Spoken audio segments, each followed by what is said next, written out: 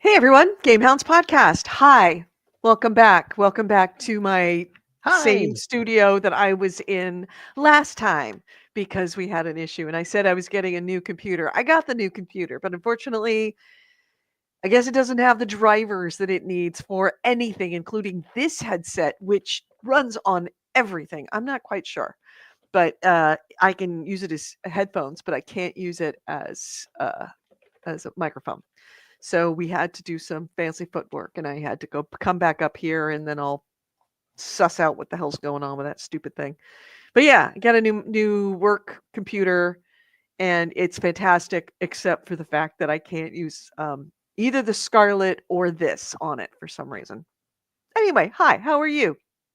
We're back after not being here for what, 2 weeks? No, 1 week. 1 week. That's all. It was Yeah, just a long 1 week. yeah. So Nick was gone to Denver. How was Denver? It was good. I saw a family that I had not seen in like 15 years. Okay. Wow. How dark am I? I feel like I'm You're really, really you're dark. very dark. And Yeah. I've turned up all the lights in this office. Yeah. And unless I take the little ring light I have and hold it to my face. Yeah, I don't know what it's going on. Well, it's obviously your camera exposure. No, it's your exposure on your camera. You have enough light. It's your camera exposure is not adjusting properly. So you've got some kind of preference that's not right. Don't do that. Just don't do that. No, No. no, how's this? No. Then you just cast shadows on yourself and you look like you're being interrogated. Yeah, then now it's a horror film. Now you're going to tell spooky stories over a campfire. I am here. And there was Late nothing one left night. but the bloody hook.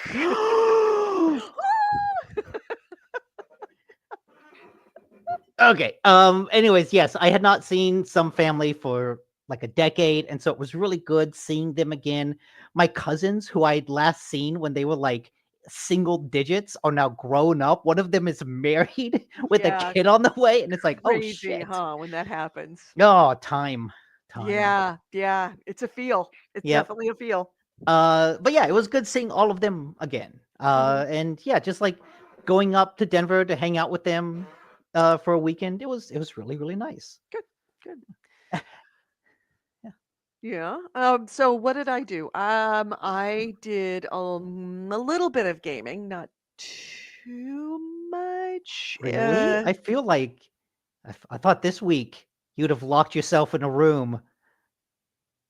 It's really hard to lock yourself in a room when every room is occupied by someone.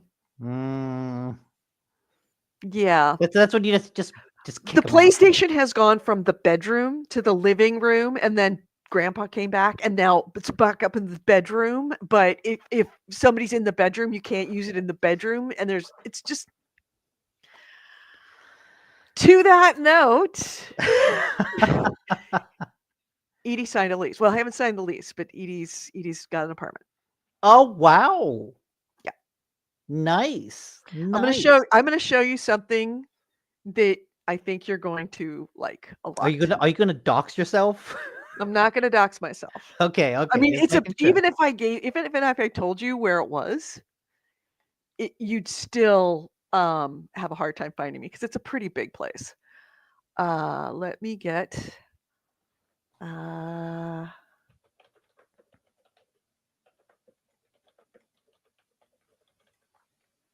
okay. Um, I guess I am going to sort of dox myself, but that's all right. I trust you guys. Famous last words. All right, you ready? All right, Yes, I'll take yes. you through some of the amenities available to me. All right, Okay, okay. let me get back to amenities. All right, so standard stuff. You got a TV room, right? Standard That's stuff. that's damn.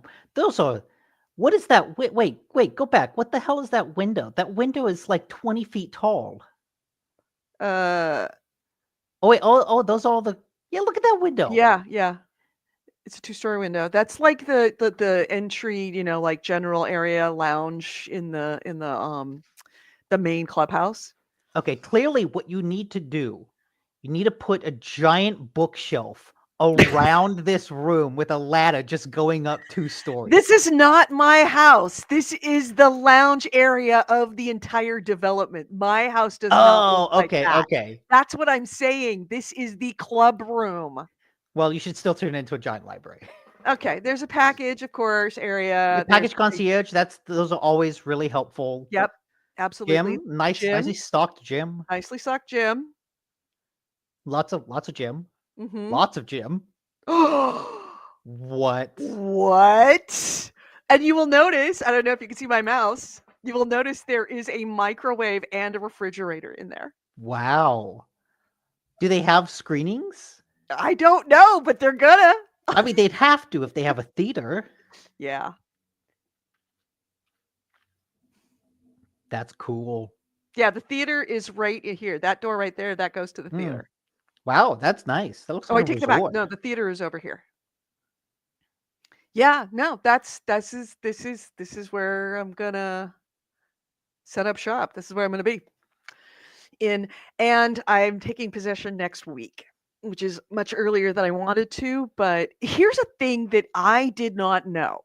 I'm getting a very quick primer in apartment hunting in California, or specifically the Bay Area, that these big developments have conditional pricing, meaning if you are applying and you want to move in next week, they will give you one price. But if you want to move in the next week, it's a different price. And the next week after that is a different price. So the longer Hmm. that you wait after applying to move in, so that they have to keep it vacant and not generating cash, the higher your rent will be. So they want you to move in ASAP. They want you to move in ASAP because if you put down the deposit and they freeze that apartment from being seen or anybody, they don't want to hold it empty for a bunch of time. So if you say, I'm going to move next week, they'll give you a cheaper rent. Okay, that's actually handy. Yeah. Yeah. Now, do you want to see my actual where I'm actually going to be living? Yeah. The house? All right. This is where my actual house is going to be. My That's actual still living room. really nice. Yeah. Those are still some big ass windows. Those are Oh, still you've some got big ass windows. a nice bar, Mhm. a nice little living room. Little living room, a good breakfast nook, area, big bedrooms, 2 of them. Yeah, and there's the living room. Nice. Yeah, and I do have the fireplace. And is that a patio out back Mhm. too? It's a little patio too. Yep, Nice. and it's got a washer and dryer. Yeah, there's the patio. My patio is not going to look like that. My patio, the view from my patio is the backside of the PlayStation's parking lot, their parking garage, their Huh. 4-story parking garage. It faces the 4-story parking garage because it was a less expensive apartment, and I'm like, "I'm cool with that. That's fine. That's Yeah. fine." Okay. Yeah. So, yeah, I'm not facing the Hilton Garden Inn, unfortunately. But yeah, so that's that right there is the actual clubhouse if you wanted to rent it, like the kitchen for, like, parties and stuff that you can rent.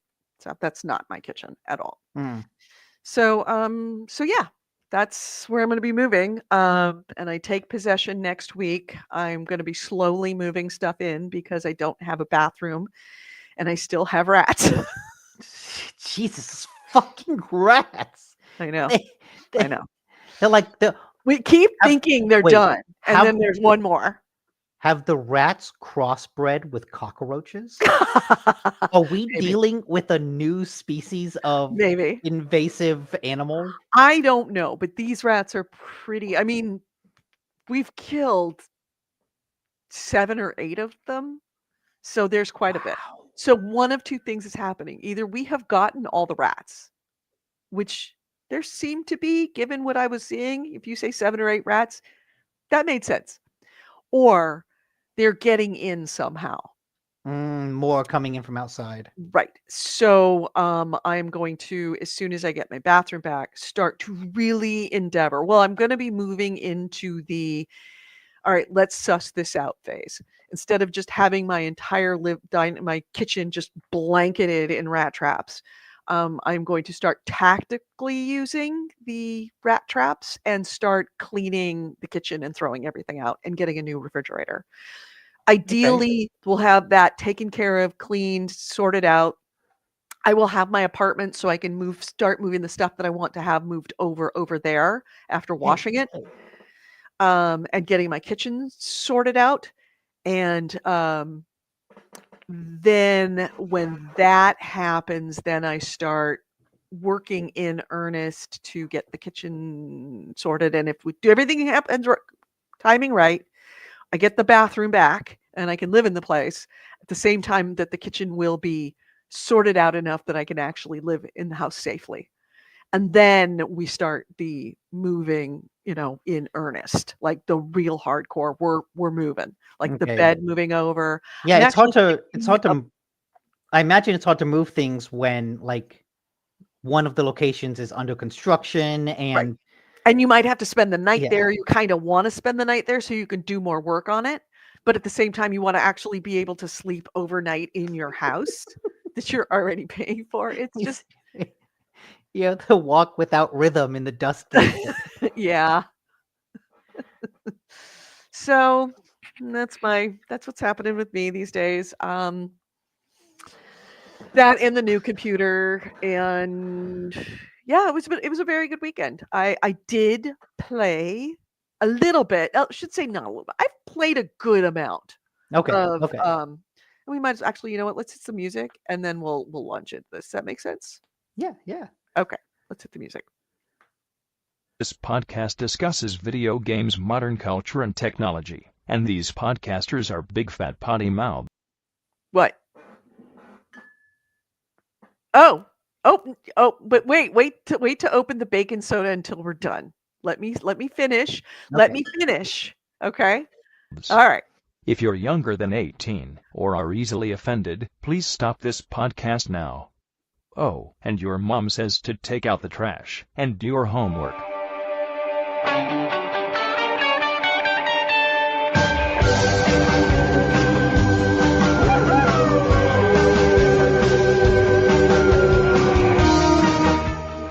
Hello and welcome to GameHounds. GameHounds episode 773. We are recording this on Sunday, February 16th, 2025. I'm Edie Sellers and with me is Nick Nicola. Nick, can you hear me and am I cutting out? It's not cutting out. I hear you clearly. I have figured it out. I have Oh. figured out the secret sauce to the whole music thing. Echo cancellation. That's the problem. Oh, the little checkbox. The little checkbox for echo cancellation, because you're always like, I can hear myself. So I had it checked. And that's what it is. It's the echo cancellation. Because I was noticing you didn't have the problem, Oh. but I did. And so I'm like, I wonder. I was Yeah, just I had that happened to listening and checked. noticing that. But it's funny. I think that was just checked by default and I never unchecked it. Oh, well, you haven't had this problem. And so that's when I started to like play around with some settings. And I think that's the solution. Anyway, so let's talk games. I did get an opportunity to do some, not as much as I would have under different circumstances, obviously. But I did get to do some Kingdom Come Deliverance. Enough of it that I feel I mean I'm in the earliest stages of the story, but I feel like I have a pretty good sense of what's different, what's the same. Um, the game itself.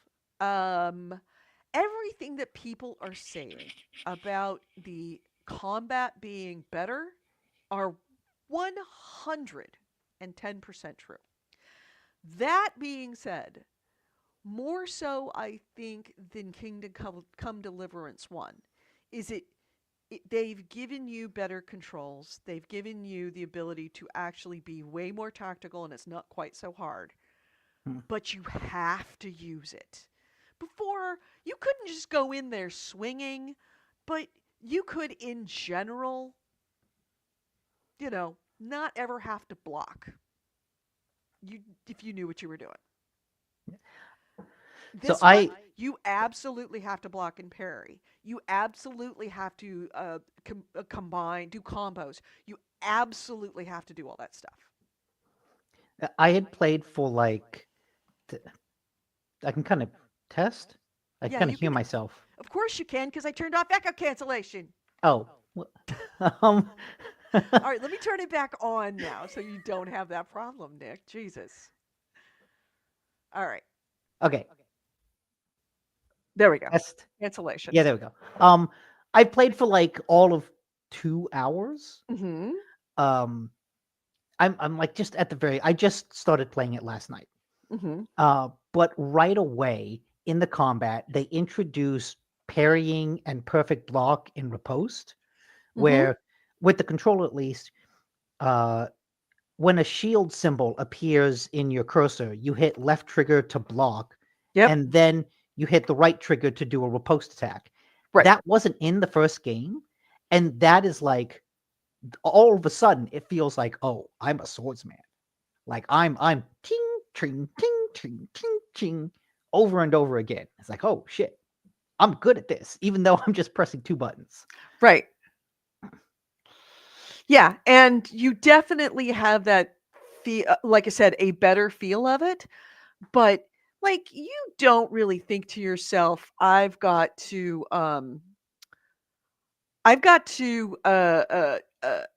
worry about perfect blocks and parrying on those perfect blocks reposts when you're doing stuff like fighting wolves. Oh my God, wild dogs and wolves are no fucking joke. They're no fucking joke.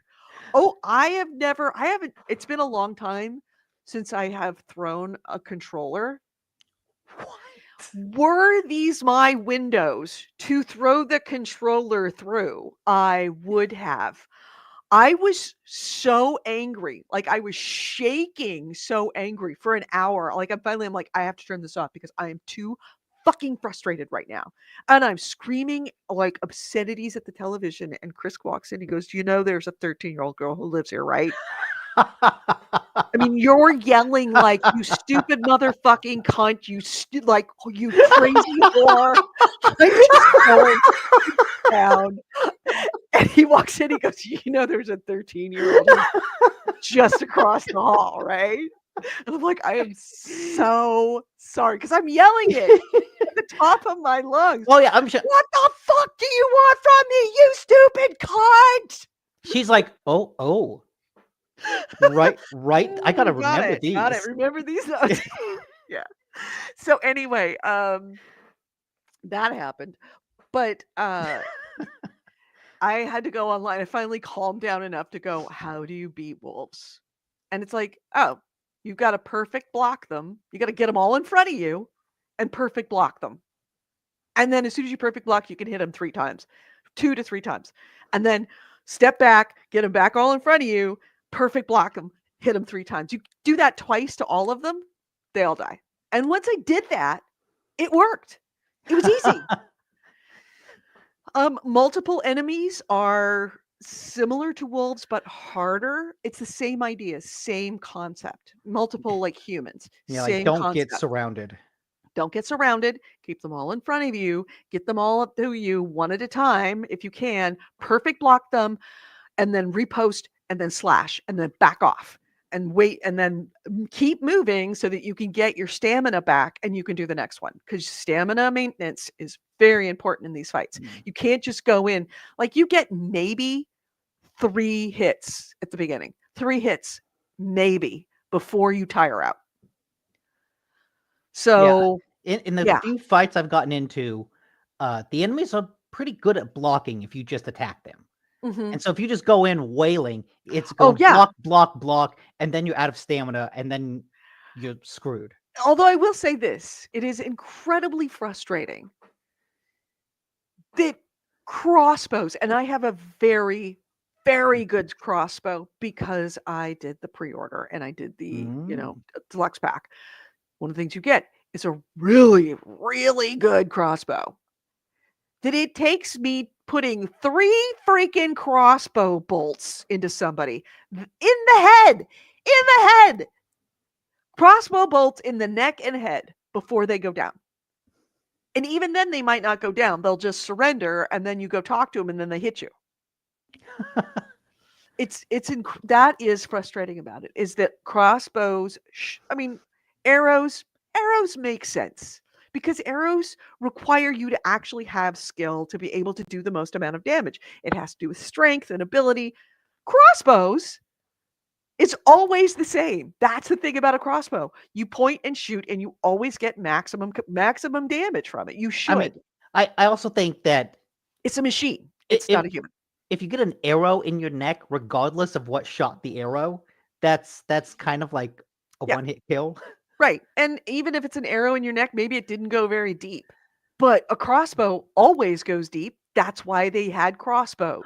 They Do you were think it's consistently strong. They're slower to hit, slower to use, but they should be stronger. do you Now, think it's a matter of like you have to no, it's increase your archery skill to make the crossbow stronger? I don't know. I honestly don't know. See, it says your bolts have little plungers on them. Yeah, exactly. The little like red tips. Uh-huh. Um, but you, it's. I've had a couple of times where it's like, okay, I gotta it's going to take me like 6 or 7 times saving between each kill to get this, you know, camp of poachers completely like done in because Mm. there's 5 poachers. So it's going to take me 6 or 7 tries, one at a time. As soon as I get someone down, save. Here's another pet peeve is you can't, like in Kingdom Come 1, you can't save unless you have save your schnapps, right? Mm-hmm. But you can exit to the main menu and save.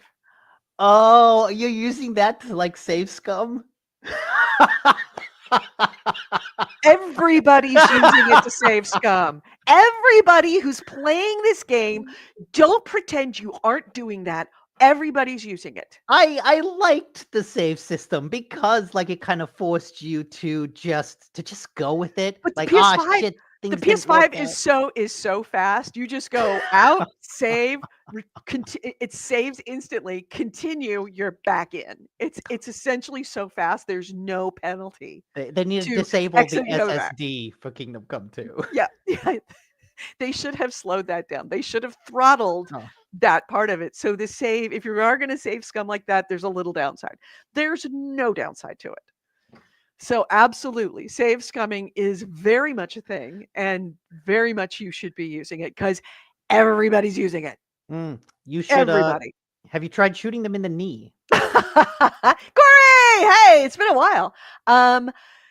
Yeah, I have not tried shooting them in the knee, but to be quite honest, if I can shoot them 3 times in the head and they're not dying with a crossbow, and a good crossbow, not a little weak one, a really, really good crossbow, then I've got nothing. I've got nothing. So, otherwise, I think that the facial animations are a little weird. Henry in particular is a little weird. Um, but in general, I'm enjoying it. What I am right now is I am a little frustrated because the story is moving so slowly. Mm. It's a combination of it's taking a long time to get through these very small side quests to get to the main quest. Like I've Oh. lost Mutt. I have to find Mutt. It is taking me forever to find Mutt because the people who I need to talk to find Mutt are also people that are part of a side quest. So I've got to go through the side quest to the point where I can ask them about Mutt. You've got to do A to get B, which then gets you C, which then gets you D, which then finally gets you back on the main quest. Right, exactly. And it's Mm. not even getting Mutt isn't really the main quest. That's a side quest, but he's so essential, You can't especially lose in these early times your because when it dog. comes to yeah, that too, but when it comes to multiple enemies, he's essential. Yeah, When you're I just starting out, if you've got a dog that can jump in and grab the guy that you're trying to hit, you can hit him a bunch of times before, he kicks Mutt off of him, and then you can back off. And then Mutt comes back, grabs him again, and you just hit him again. That's when you do get to just wail on somebody, was when Mutt grabs him. Yeah, I just finished the intro where Mutt saves your life. Mm-hmm. Yep.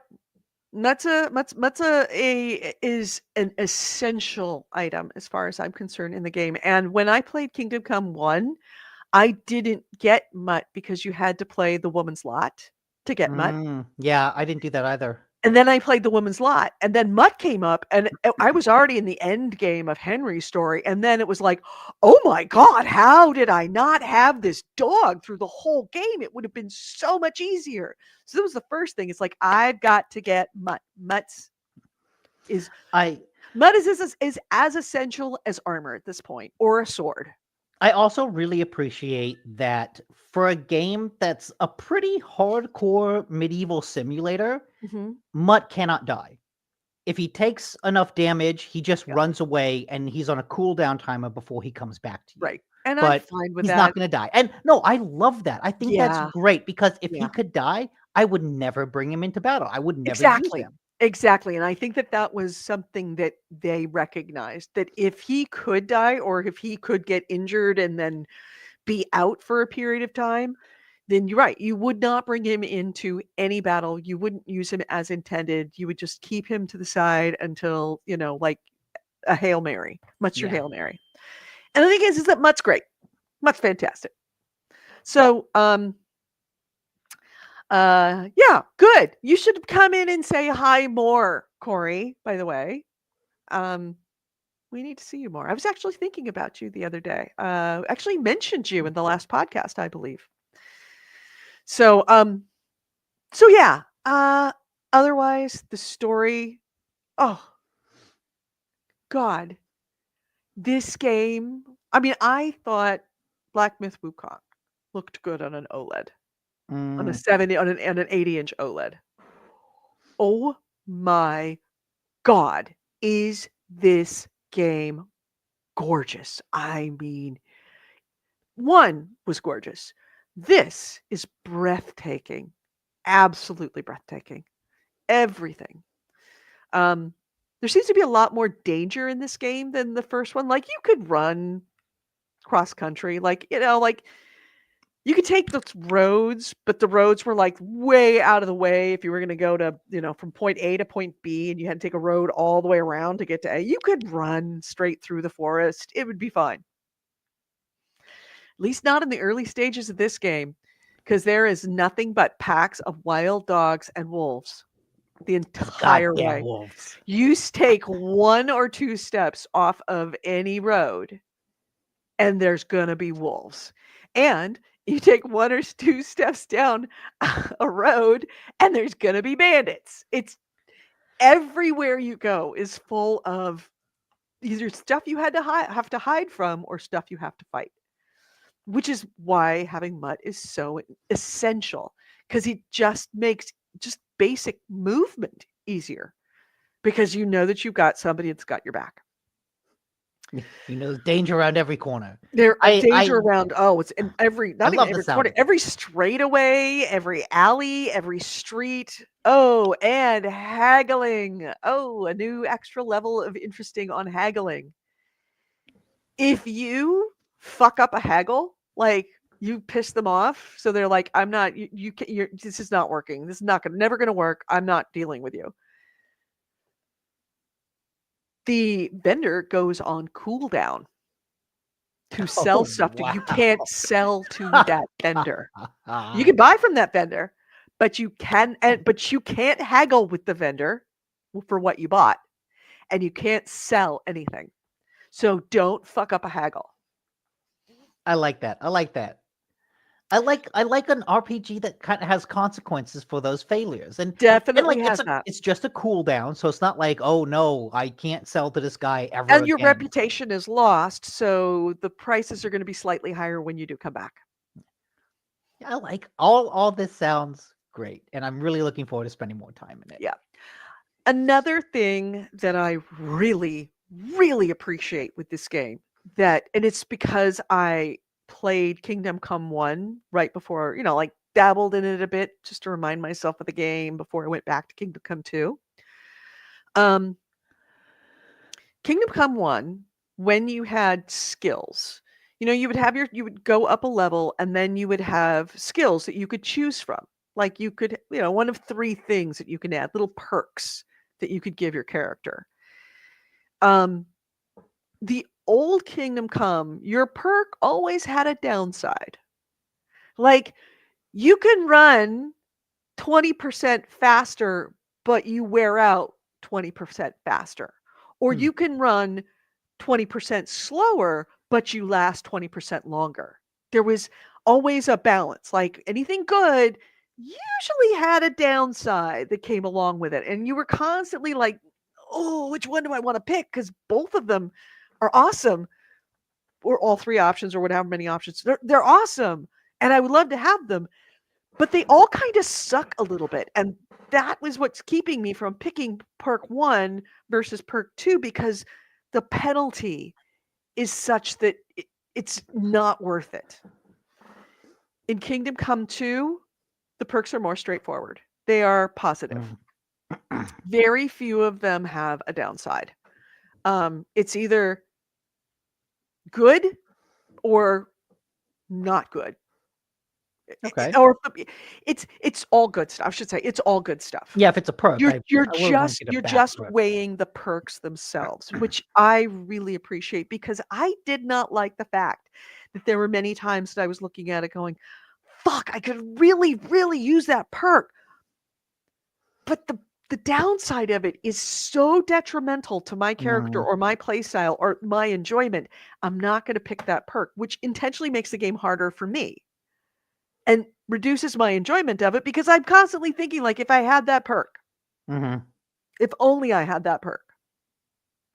So, the game itself, I think Kingdom Come 1 reminded me more of Dark Souls in that it was intentionally a little brutal. Like, you had to earn your ability to play that game well. You had to go through some shit in order to actually get kind of good. Kingdom Come 2, it doesn't really want to beat you up too badly at the beginning. Oh, it's not going to be easy. You're going to die a lot. But at the same time, it doesn't feel like the game hates you. And I remember Kingdom Okay. Come 1 when I played it at the beginning, I thought the game hated me. I remember distinctly that you telling me it's worth it, it's worth it, it's worth it.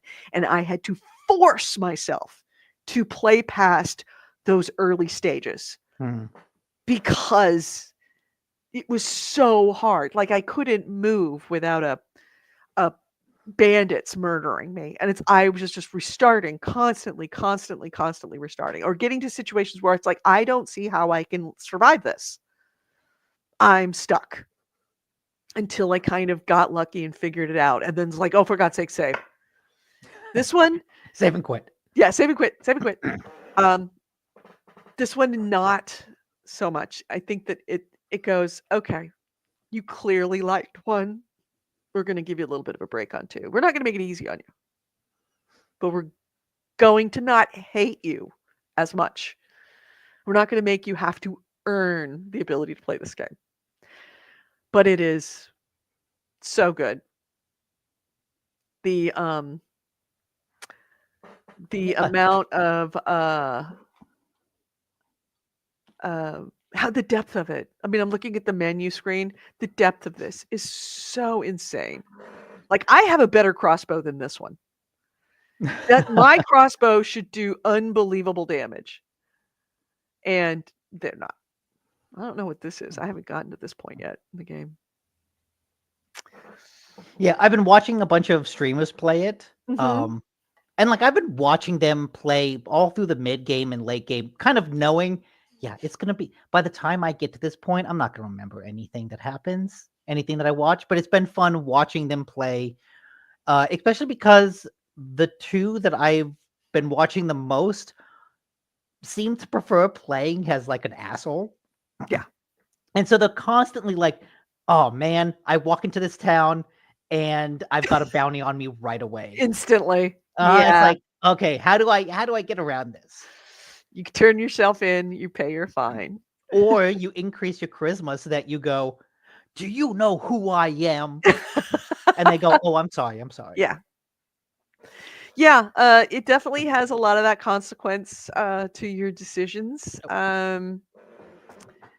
You could, if you want to cosplay this hardcore, oh god, the crafting system. I forgot how detailed the crafting system is, but now the crafting system is even more detailed. Like blacksmithing.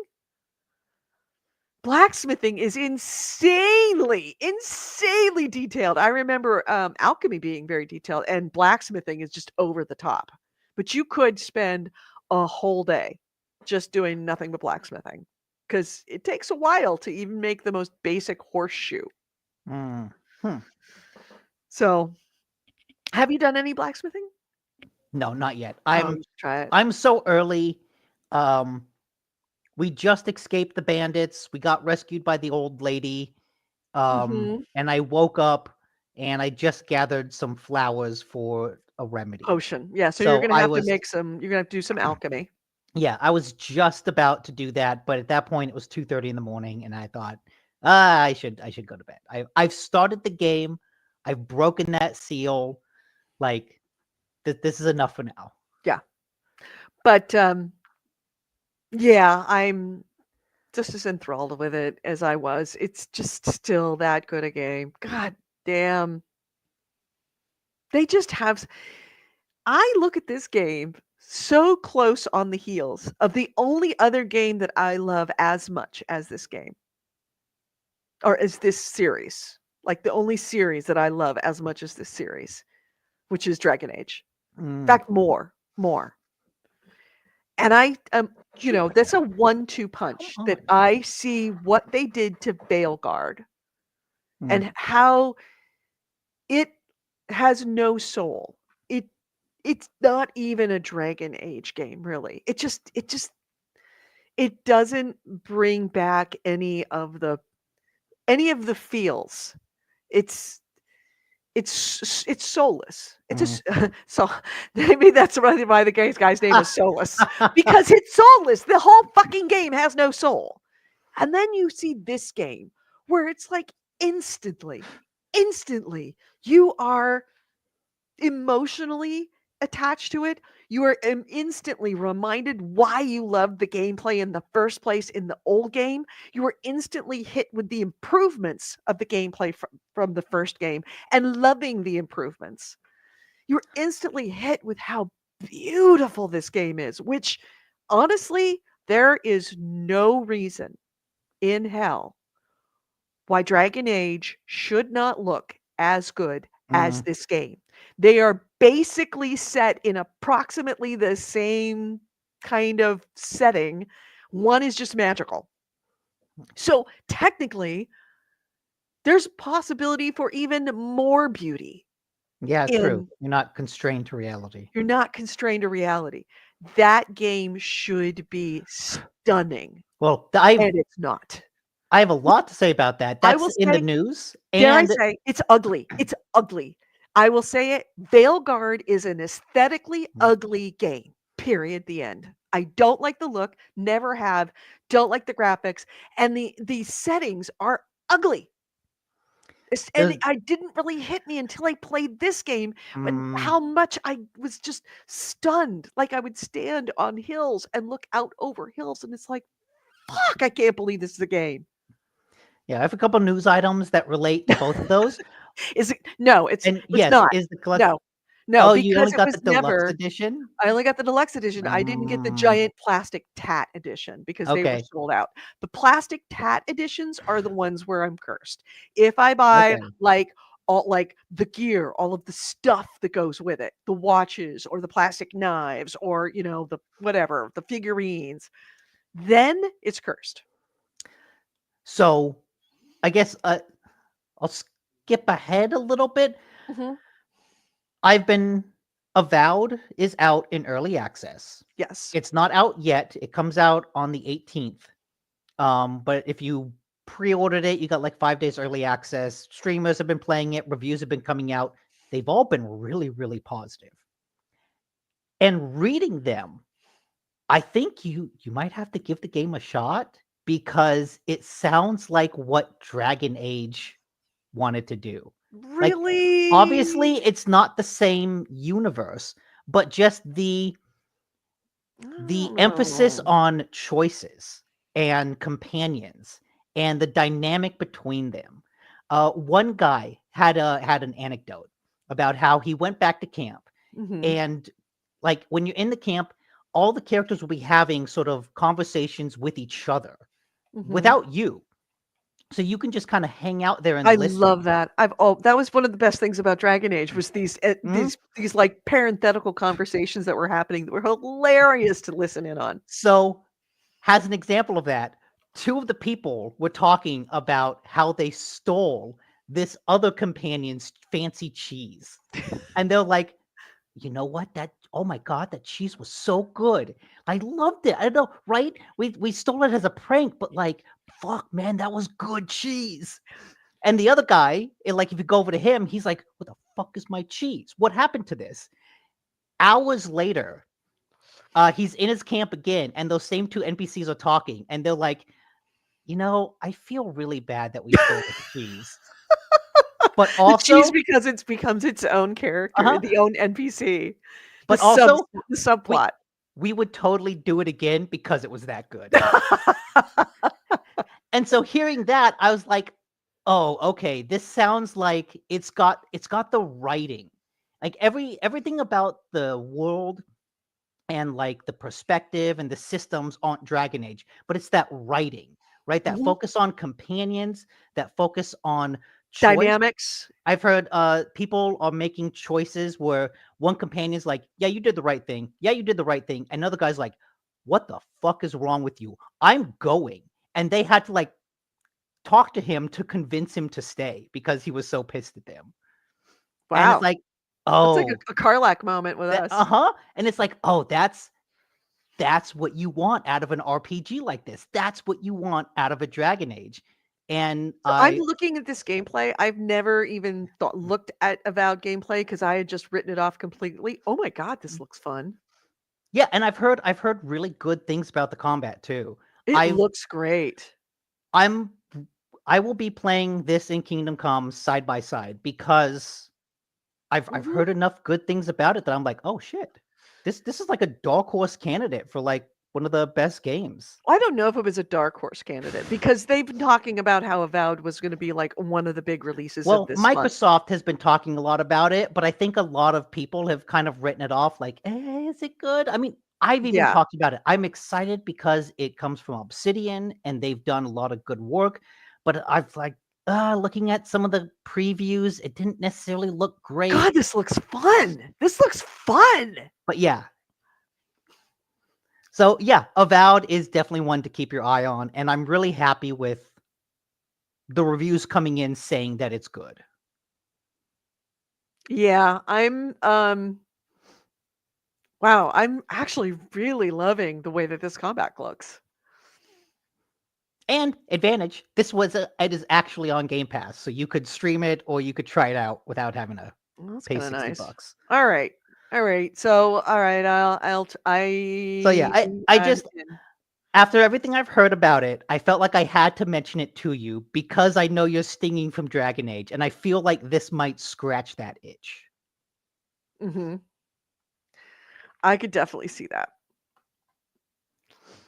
Oh, keep him down, keep him down. I'm watching this gameplay. It's like, "Oh, oh!" Okay. Alright. So, maybe Avowed is the Dragon Age game that I wanted. Might not be the Mm. Dragon Age game I needed, but it is the Dragon Age game I want. Or maybe it might be the Dragon Age game I wanted, but it is Yes. the Dragon Age game I needed. Right, right. Yeah, that's the way. Yeah. Alright. Alright. But So yeah, looking forward to that. when we Yeah. get to the news, I Mm. have a feeling I know which news item you're bringing up, and,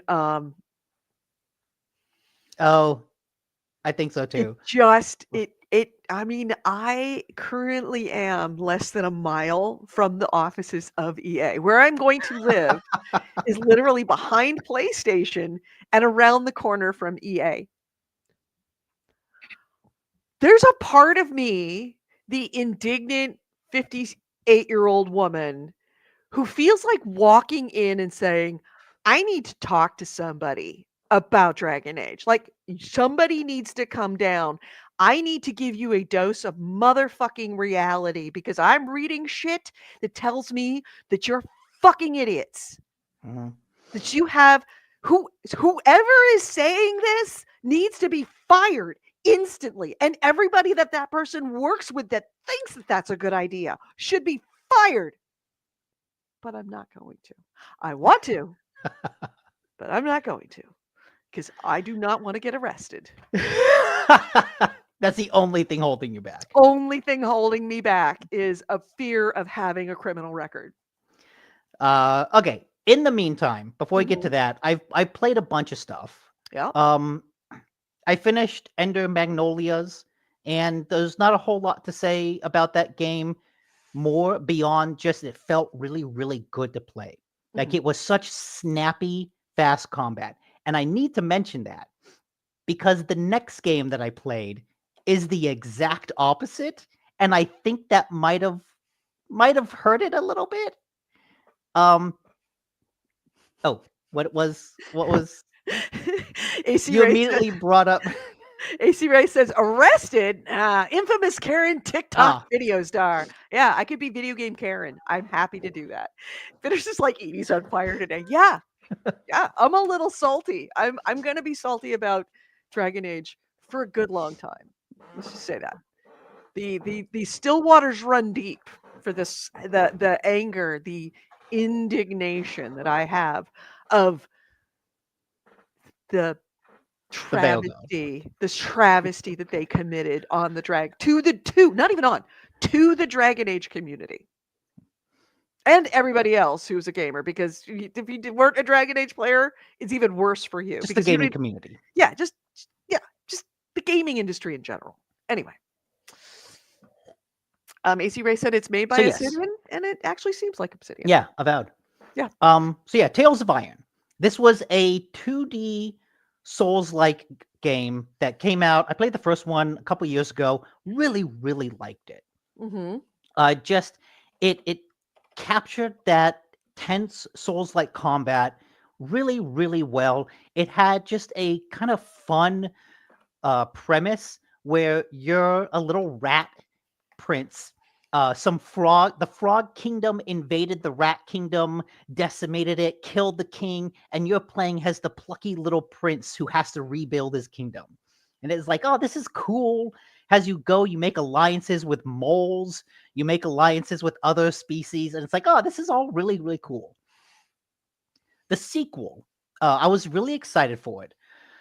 But unfortunately, I think playing it so close after Ender Magnolias, the combat is way, way slower, which you would expect from a Souls-like game. But it's such a hard shift. It is a 180 on a dime between these two games, just the speed of Really? combat. But it also doesn't help that I think everything that they added to the game detracts from it. Oh. So, first of all, they've added this elemental system to the weapons. You've got like fire, lightning, poison, and ice. And some enemies are resistant to these, and some enemies are weak against these. But they kind of change it up like from one screen to another. So on one screen, I'm fighting enemies that are weak against fire. So I equip a fire weapon. Yeah, this is awesome. Great. Defeat them, go to the next screen, fight some other enemies, and they're strong against fire. So, okay, I need to So you're switch. I need to constantly switching. switch out for a different weapon. Okay, let's do this. Oh, they're strong against fire and lightning. Shit. Okay, let me switch out again to ice. Okay, we'll do this. Now I'm back, and next screen, I'm fighting the enemy one again. So I need to switch out, put another fire, Oh, and no. it's just over and over again. And the menu is not very good.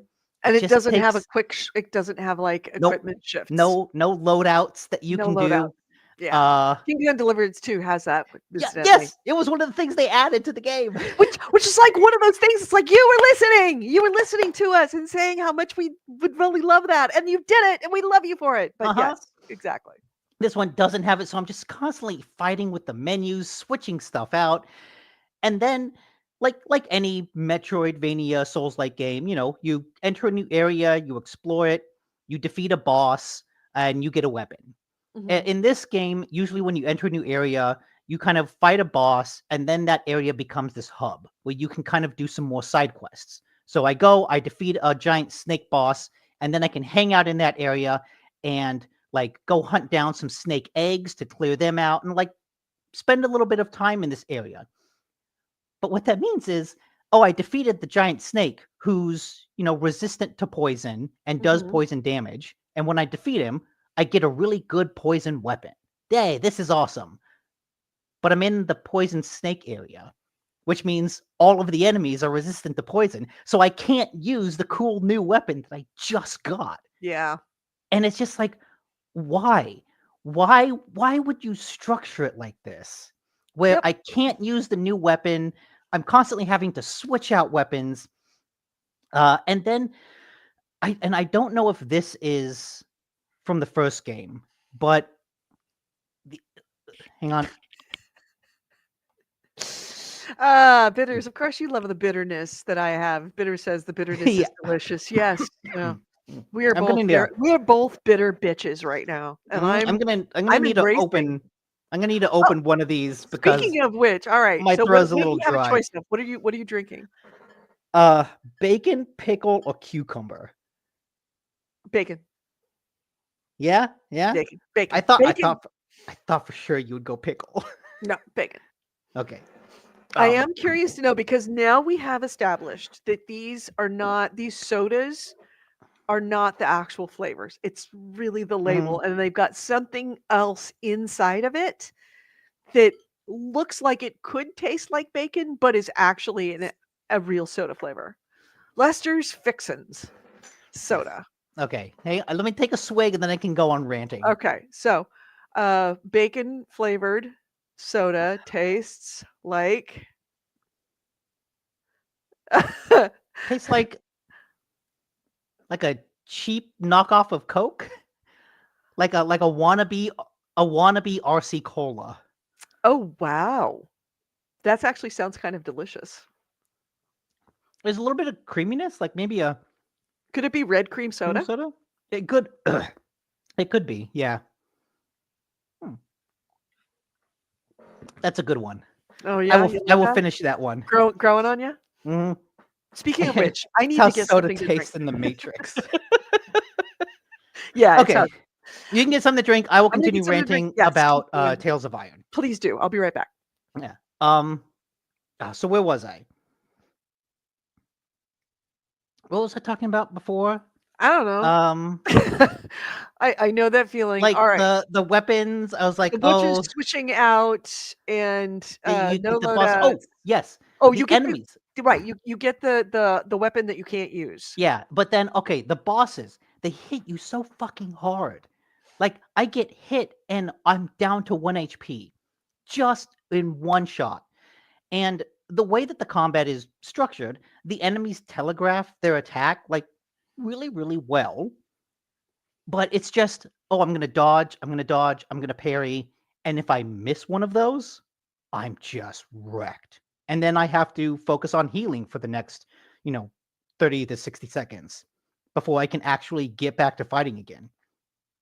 And like I'm okay with the game being hard, but this one, it feels like it demands perfection. Like if a single hit from a boss is going to take away almost all of my health, yes, they telegraph their attacks a lot, but it just means that I can't mess up. And that demand for perfection is really, really frustrating. Where I just keep fighting the boss over and over again, kind of learning the pattern like you would expect, but it's hard to learn the pattern of a boss when one hit and you're almost dead. It's much easier to learn when you just have a little bit room for error. Oh, I mistimed that dodge. Okay, next time he does it, I can focus on that again without having to reload from a save point. And that's really frustrating. So they hit too hard. They it gives me the wrong weapons that I can't use. I have to keep switching weapons, which means I have to keep fighting with the bad menu. And on top of all of that, one of the things that's cool about this game and the first one is the writing. Like, it actually is a really well written game. And they have, I believe, I don't know for sure, the voice actor who does Geralt narrating everything. And so you have Geralt narrating the adventures of this little rat. And like that's good. And the narration, the actual writing of it is really, really good.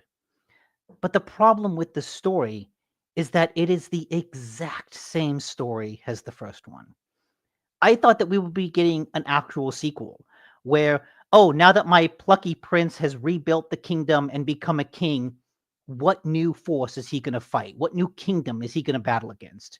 But instead, they just kind of shift the location and into a northern kingdom. But it's the exact same story, except in this time, instead of frogs, it's bats. So the kingdom of bats come and invade the rat kingdom, kill the king, decimate it, and it's up to the plucky prince to rebuild the kingdom. It's the exact same thing. And that just kind of kills a lot of my desire to keep going because I really liked that first rat. And to just kind of see everything get repeated here is disappointing because I know that they can do better because they're good writers. They just kind of are repeating themselves here. Let me let the cat out.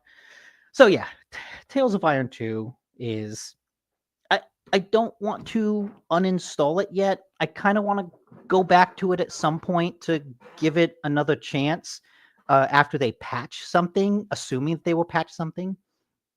But yeah, it's really disappointing because that first game was so cool and so unique, and this one is just kind of a downgrade in every way. And yeah, Bitter says, I hate when action games require perfection because then it's just a high speed puzzle game. Yeah, agreed. Agreed. So, yeah. All right. So, The in general, not a fan, huh? no, if they patch it, I will go back to it. But if not, I'll look. I've got Kingdom Come and Avowed. Yeah. And at least Ender Magnolias was really good. The other sequel to the like 2D Metroidvania Souls-like games. Mm-hmm. But then the other thing I played before getting into Kingdom Come Mm-hmm. was this game that came out on Game Pass that I had heard a lot of really good things about called Eternal Strands. I should really like this game, and I really, really wanted to like this game because the way it was described is an indie Dragon's Dogma. Oh, that sounds kind of cool. And a lot of what you encounter in it are these big monsters that you have to climb on to hit their weak points in order to knock armor off that you can then take them down. Shadow of the Colossus style. So it's like, oh shit, you're telling me it's got like the adventure world of Dragon's Dogma with a bunch of bosses like Shadow Colossus? This is all right up my alley. Mm-hmm. Unfortunately, I don't really like this game. I think it just Why? feels it comes down to two things. The first are the controls. It feels really clunky. I'm going When to you say, when I'm looking at the video right now, just the running looks kind of clunky. yeah, it's not smooth. It It looks feels like it slow and kind of logy. yeah, it's hard for me to pinpoint exactly what is wrong with it. But like in combat, I find myself always attacking more than I meant to. Like blocking, everything feels just a little bit off. It doesn't quite have that snap. Mhm. But even climbing, a lot of times as I'm climbing these monsters and trying to hit their weak point, I'll climb and I'll position myself where I think I'm on the weak point and I'll start attacking, but I'm not doing any damage. It's like, oh, okay, let me move around a little bit, reposition myself, and then attack some more.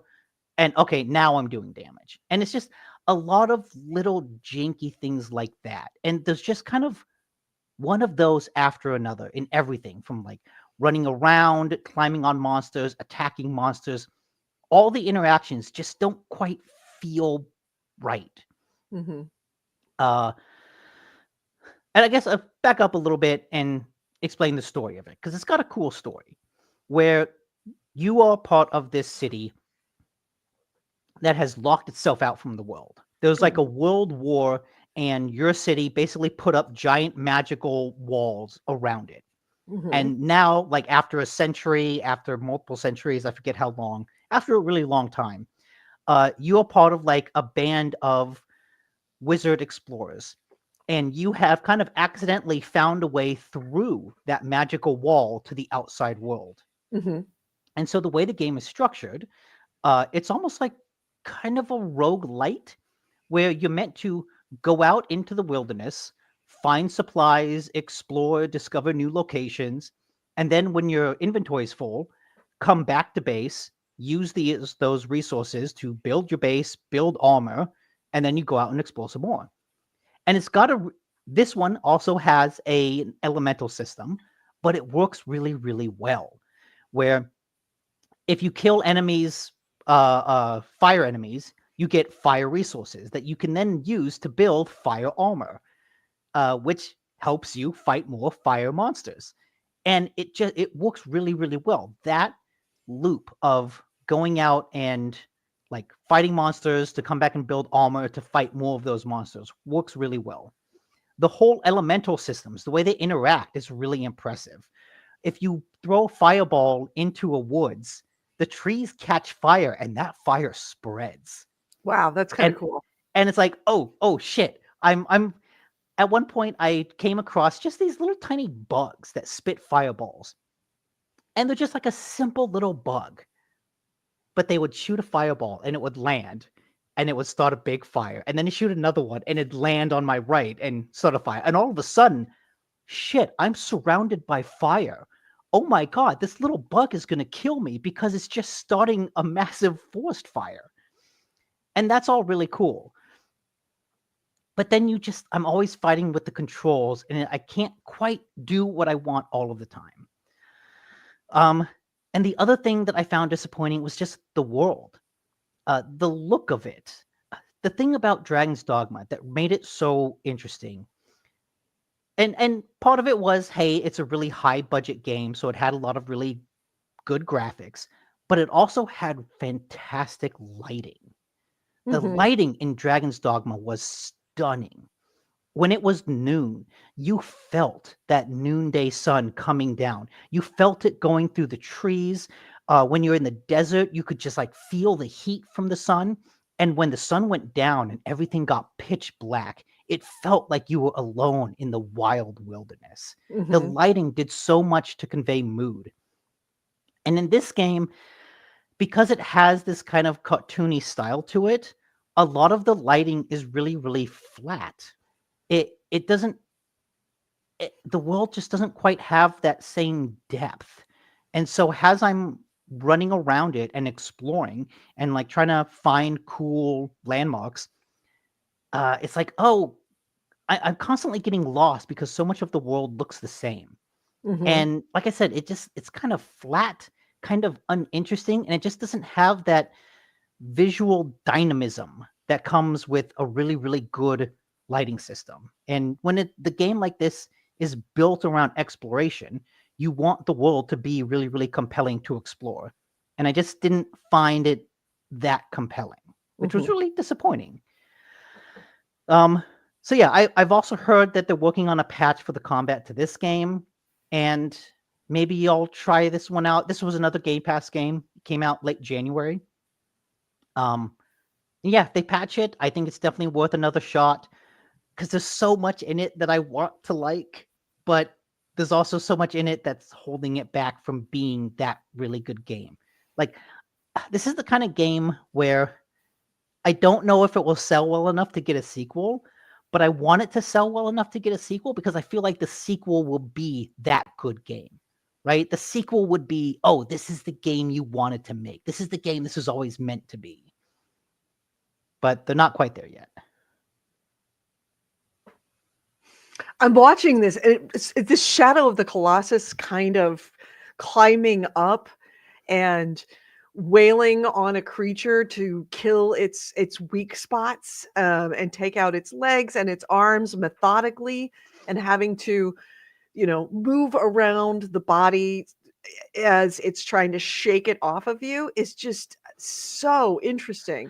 It's really cool. It's also really cool when you fight a dragon Oh and the god. dragon takes off into the air and you're like, oh shit, I need to hang on. I don't want to fall. Yeah, there's an element to it that seems like there's a good idea in here that may not have been executed well. Yeah. Yeah. And I believe this was like the first game from a new studio from like ex-BioWare people. Mhm. And you can kind of feel that just like, oh, there's interesting stuff going on here. There's interesting story stuff going on here. Interesting mechanics. The elements work well together. Yeah. Yeah, it's like, "Get that arm! Get that arm! You can get that arm! Yep. You And gonna there it get goes. it? Are you gonna get it? Oh, he got the arm, Took yes." him down. Yeah, and then big bosses like that give you a lot more resources. The way the game's magic system works is if you defeat one of those bosses for the first time, you get a new spell. Mhm. And if you defeat those bosses again, you can then upgrade that spell. So it really encourages you to keep fighting those big bosses because you can keep getting stronger stuff from it. Mhm. Yeah. So many good ideas. I just wish it felt good moment to moment. Right. Right? That second to second movement. And it's a shame because it like it has a lot of really, really good ideas. Yeah, yeah, Don't quite make it. That's a shame. yeah. Alright, so anything else? That's it. Right. Yep. Alright, so should we hit the news? Yeah. I didn't hear a no, so I guess that Oh, means we should. yes. Alright, so, where is it? Let's hit.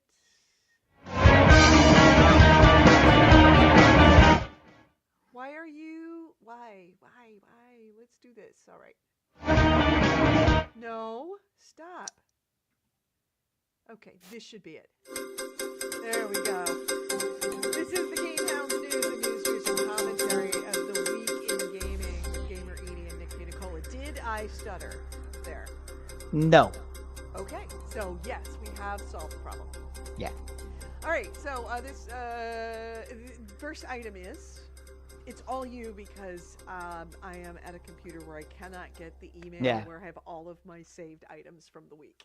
Okay, well, we talked about it before. I can hear myself too. You gotta turn off the noise echo cancellation. God, this sucks. Okay. We had talked about Dragon Age before, and I think there's been a lot of stuff happened at BioWare. Right. First of all, the Veilguard team was like pretty much all let go. They had EA justified this by saying we're putting all the focus on Mass Effect 5, and we don't need a full team to do that. So everyone else gone. EA shutting down BioWare. Oh yeah, the question of like, will they even make it to Mass Effect 5? No. And given what they think, the powers that be, think is the reason why Veilguard failed. Yes, and I wasn't sure if we had talked. I wasn't sure if we had talked about that last time we talked or not. Where CEO Andrew Wilson said, "Oh yes, Veilguard was more disappointing than we thought, and we think that's because people nowadays want shared world features, live service." I like the fact. I love that he didn't say live service. He's got another word for it. He's like, if I say live service, everybody's going to be upset. But if I said by it, right, arose by any other name, world, no one's going to know what I mean when I say that. But even a former BioWare guy, what was his name? Mike Laidlaw. Was like, I'm not a fancy CEO guy, but if someone said to me, the key to this successful single player IP's success is to make it purely a multiplayer game. No, not a spin-off. Fundamentally change the DNA of what people loved about the core game. To me, I'd probably like quit that job or something.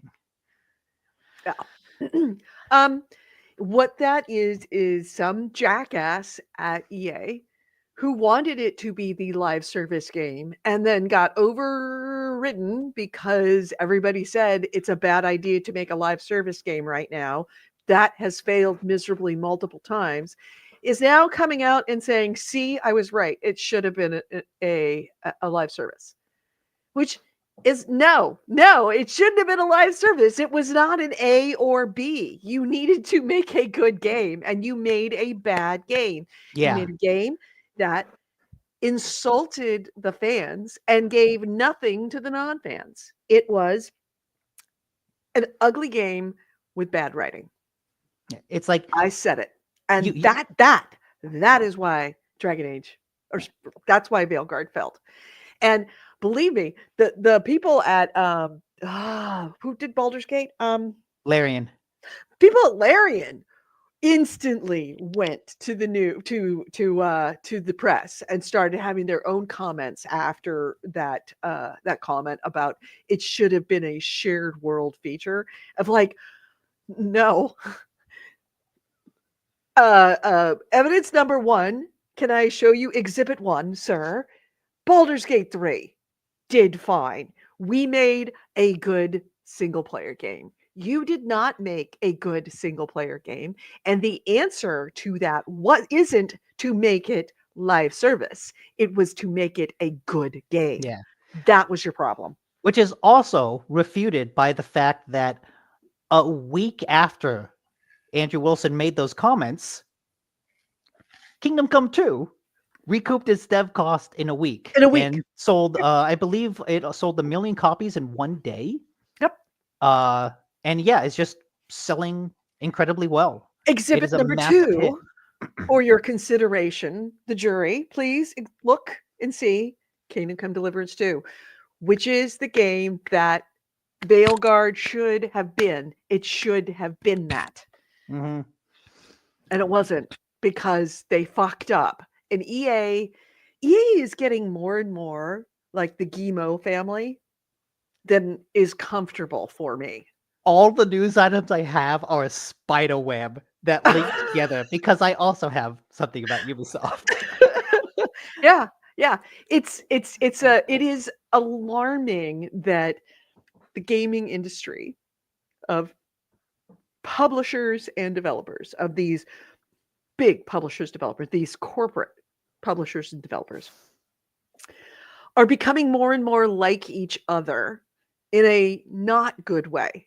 That they're more and more leaning to this whole issue, this whole problem with the industry. And rather than going, hey, maybe we're doing it wrong, their answer is, hey, we're not doing enough of what we're already doing. We need to do more of it. Wow. You stole my news story. Ubisoft. I have not read his headlines. I have not read his headlines at all. This is all news to me. So this is from a Q&A from Ubisoft's financial results. Mm-hmm. Let's see. Yeah, Yves basically said that Ubisoft is going to focus on open world adventures and live service games for the foreseeable future.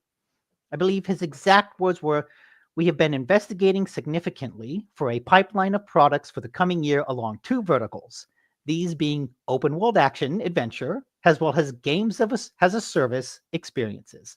And that's what we want to deliver year after year." Literally doubling down on the open world and games as a service. Oh, the Guillemot family makes my head hurt. They make my head hurt, seriously. At this point, honestly, I kind of sympathize with that because, well, with Yves at this point, because I don't think Ubisoft can do anything else.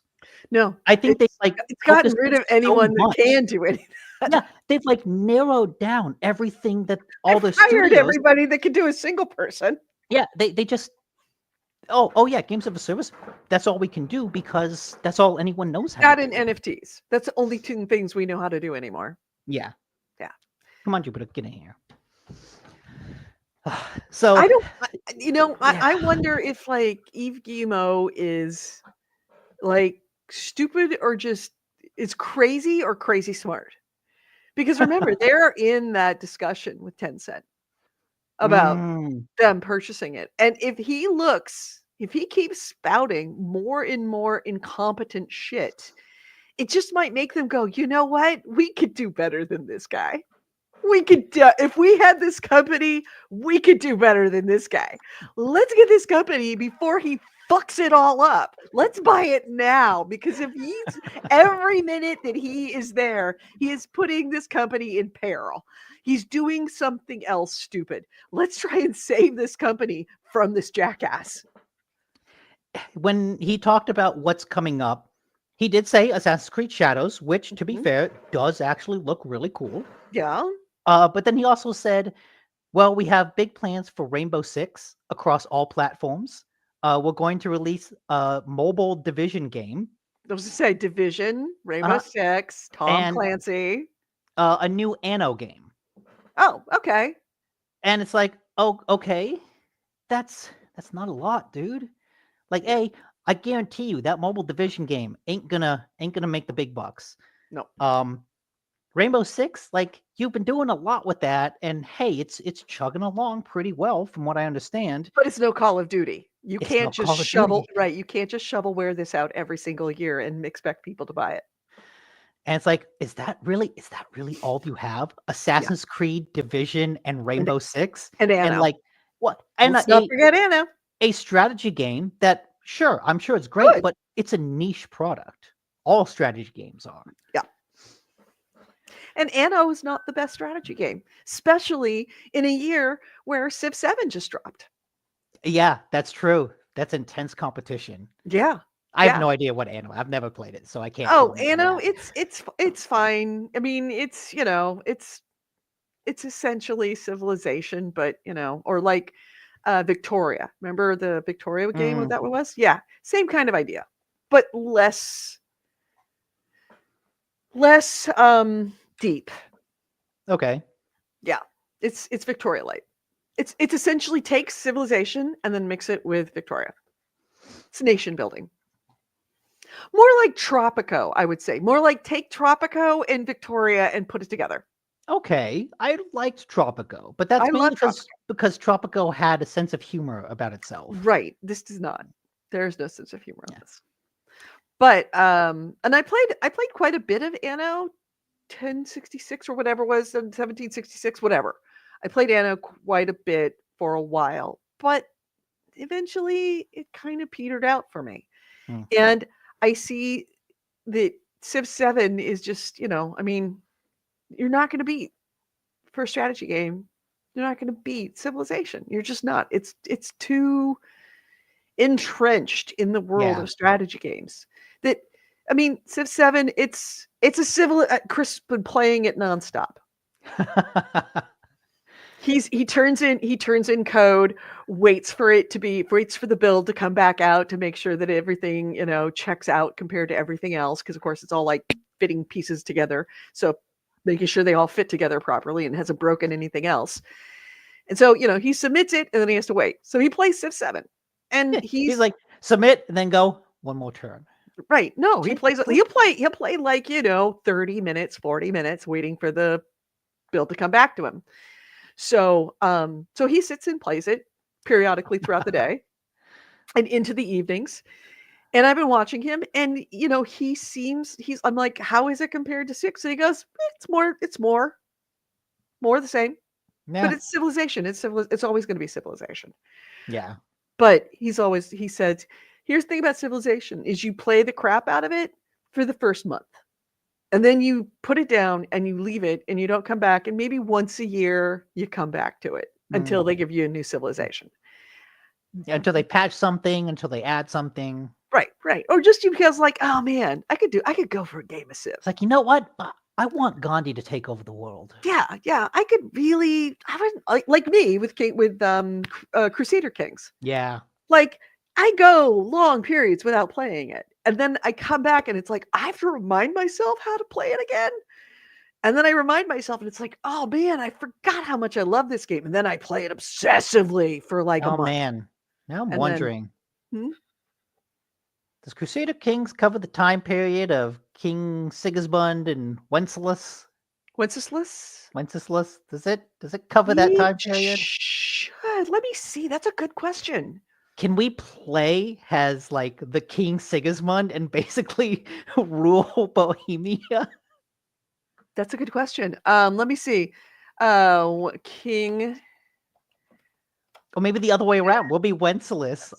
Wenceslas, Duke of Bohemia, In the 921 to Kingdom Come. 935. Crusader Kings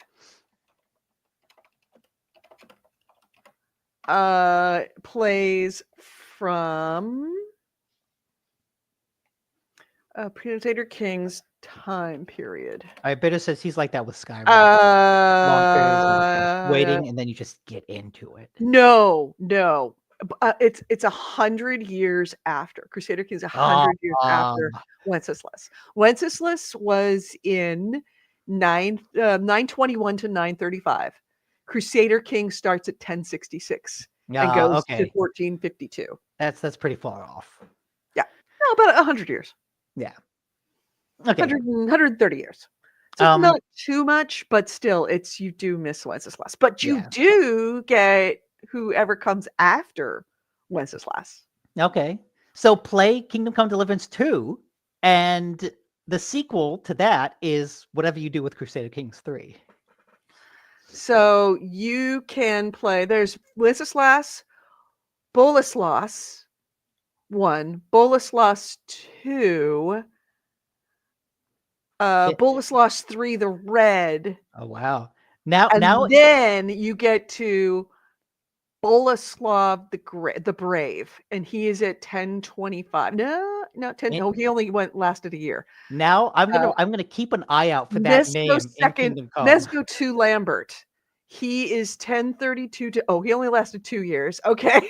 Wow, Boleslav the Forgotten, who made it like actually he made it 4 years. Okay, Kashmir the Restorer.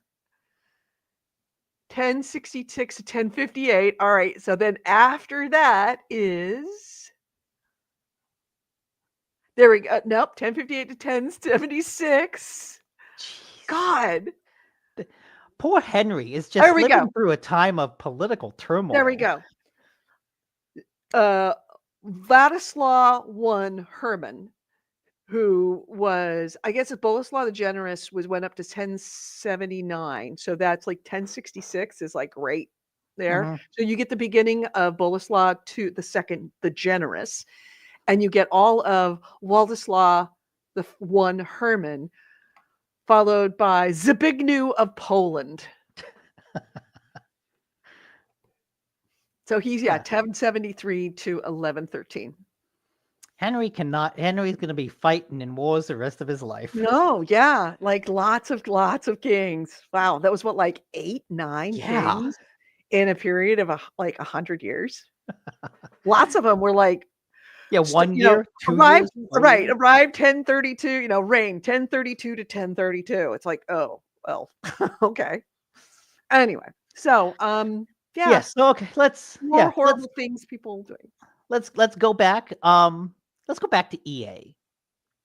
So one of the interesting things, this Super Juiced newsletter on Substack was looking at a lot of the EA's commentary, the financial analyst.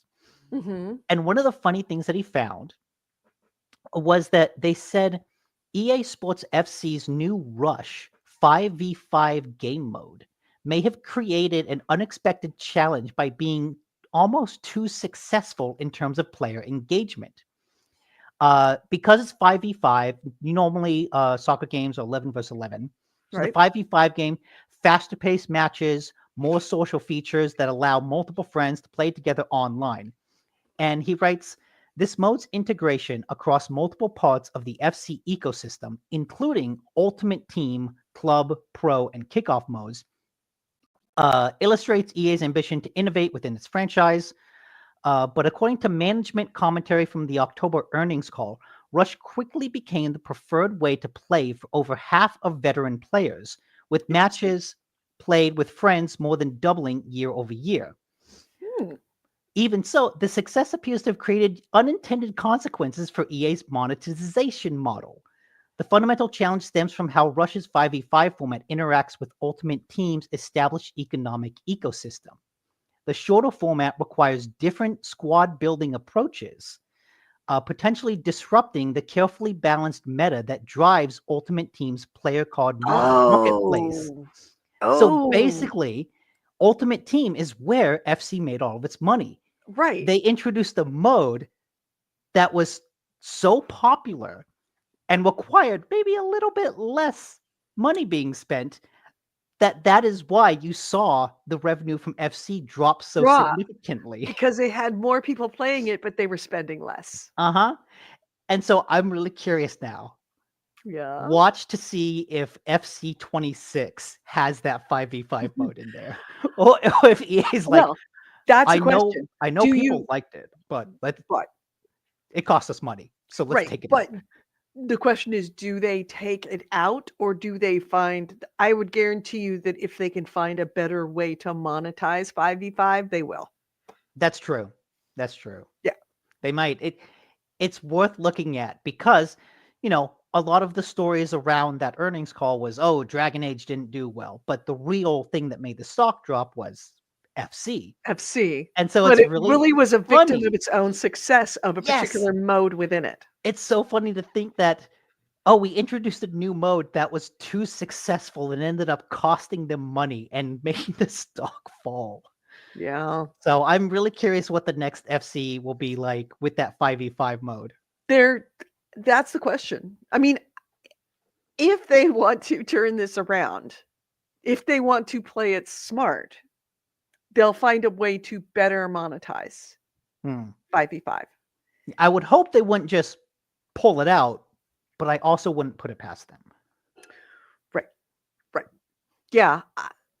I can't see them realistically dropping that mode simply because it drove such growth. And I'm talking about not necessarily financial growth of the game, obviously, because it lost money compared year over year, but that it drove player growth. Yeah. It drove the numbers. There were way more people engaging, a lot more engagements.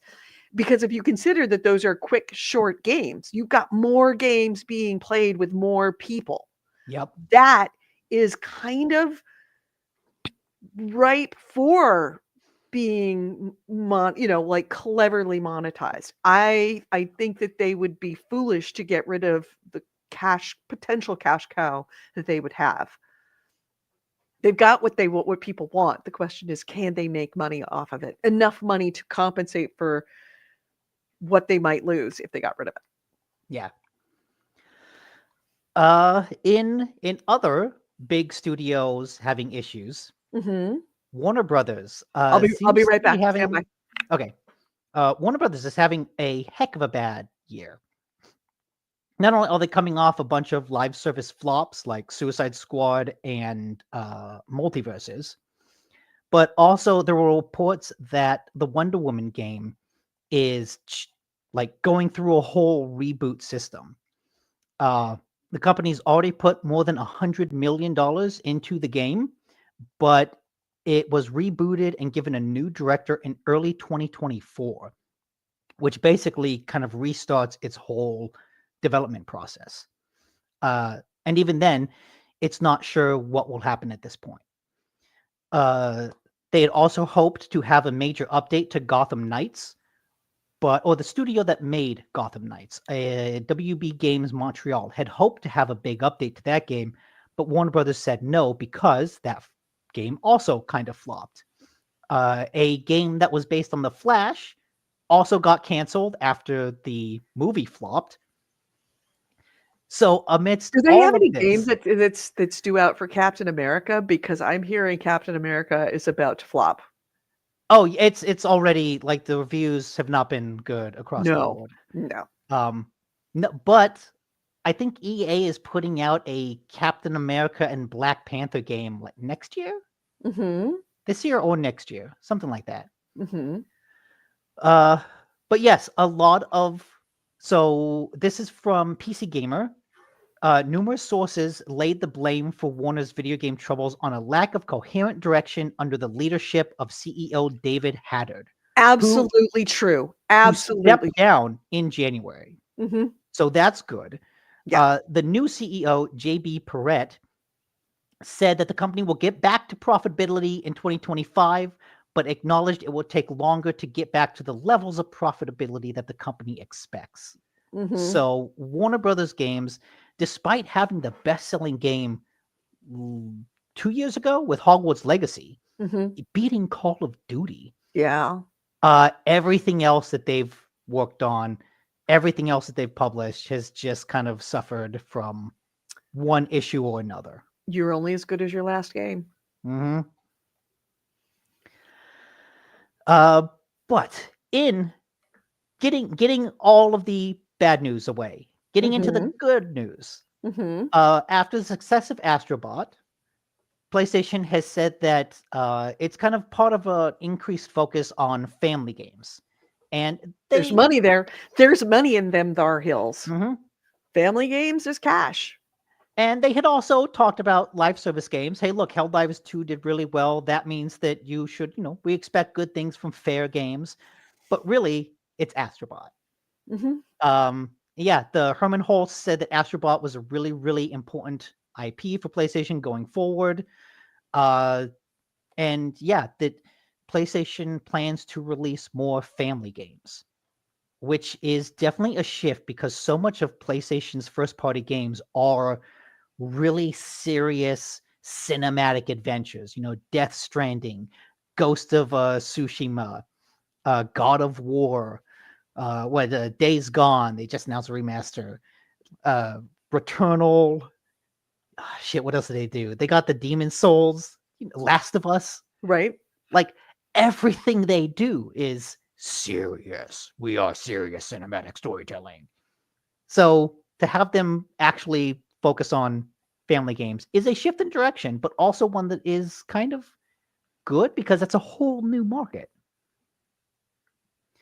And speaking of Sony, probably the biggest thing that happened the last week was their state of play. Oh, I thought you were going to say the complete shutdown of PlayStation's Oh, network for no, 24 hours. I wasn't playing during that time, so I completely missed it. Ooh, hoo, hoo, hoo, hoo. It was big, and there was like that. What was that? That large whining noise in the background was billions of souls dying.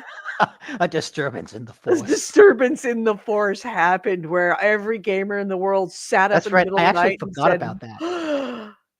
something has happened. Oh yeah, no, it was bad. And then of course the answer to it was we're going to give you an extra 5 days of Yeah. if you had a PlayStation Plus account, you get an extra 5 days. If you didn't have a PlayStation Plus account, you were still affected, but you get nothing. Nothing. Nope. It was bad. And the thing is that Okay. Sony could have done a Wait. good job with that, and they didn't. Can They you really stretch essentially a little bit? I need to go to the bathroom. So you got to okay. stretch a little. You could have done that when I was actually talking about it. So yeah. So I'm going to remove Nick because it's just annoying. So yeah, Sony had the opportunity. Let me actually change this banner so that it actually reflects it. PlayStation Borks. There we go. So the PlayStation Network going down, bad enough, and they never really gave us a good reason why it went down. But moreover, the fact that Sony could have is bad enough that it happened, but systems go down. We all understand it. This is not the first time that PlayStation Network has gone down universally for any period of time. That being said, they could have done a good job with this. There's many, many things that they could have done. They could have handed out a free game or made a game available on the PlayStation Network for free to anyone. That's all they had to do. Just throw everybody a little bone. But the fact that they gave 5 days to subscribers. But if you were a subscriber, you got nothing. Doesn't matter that you couldn't play your games. Thank God that went down.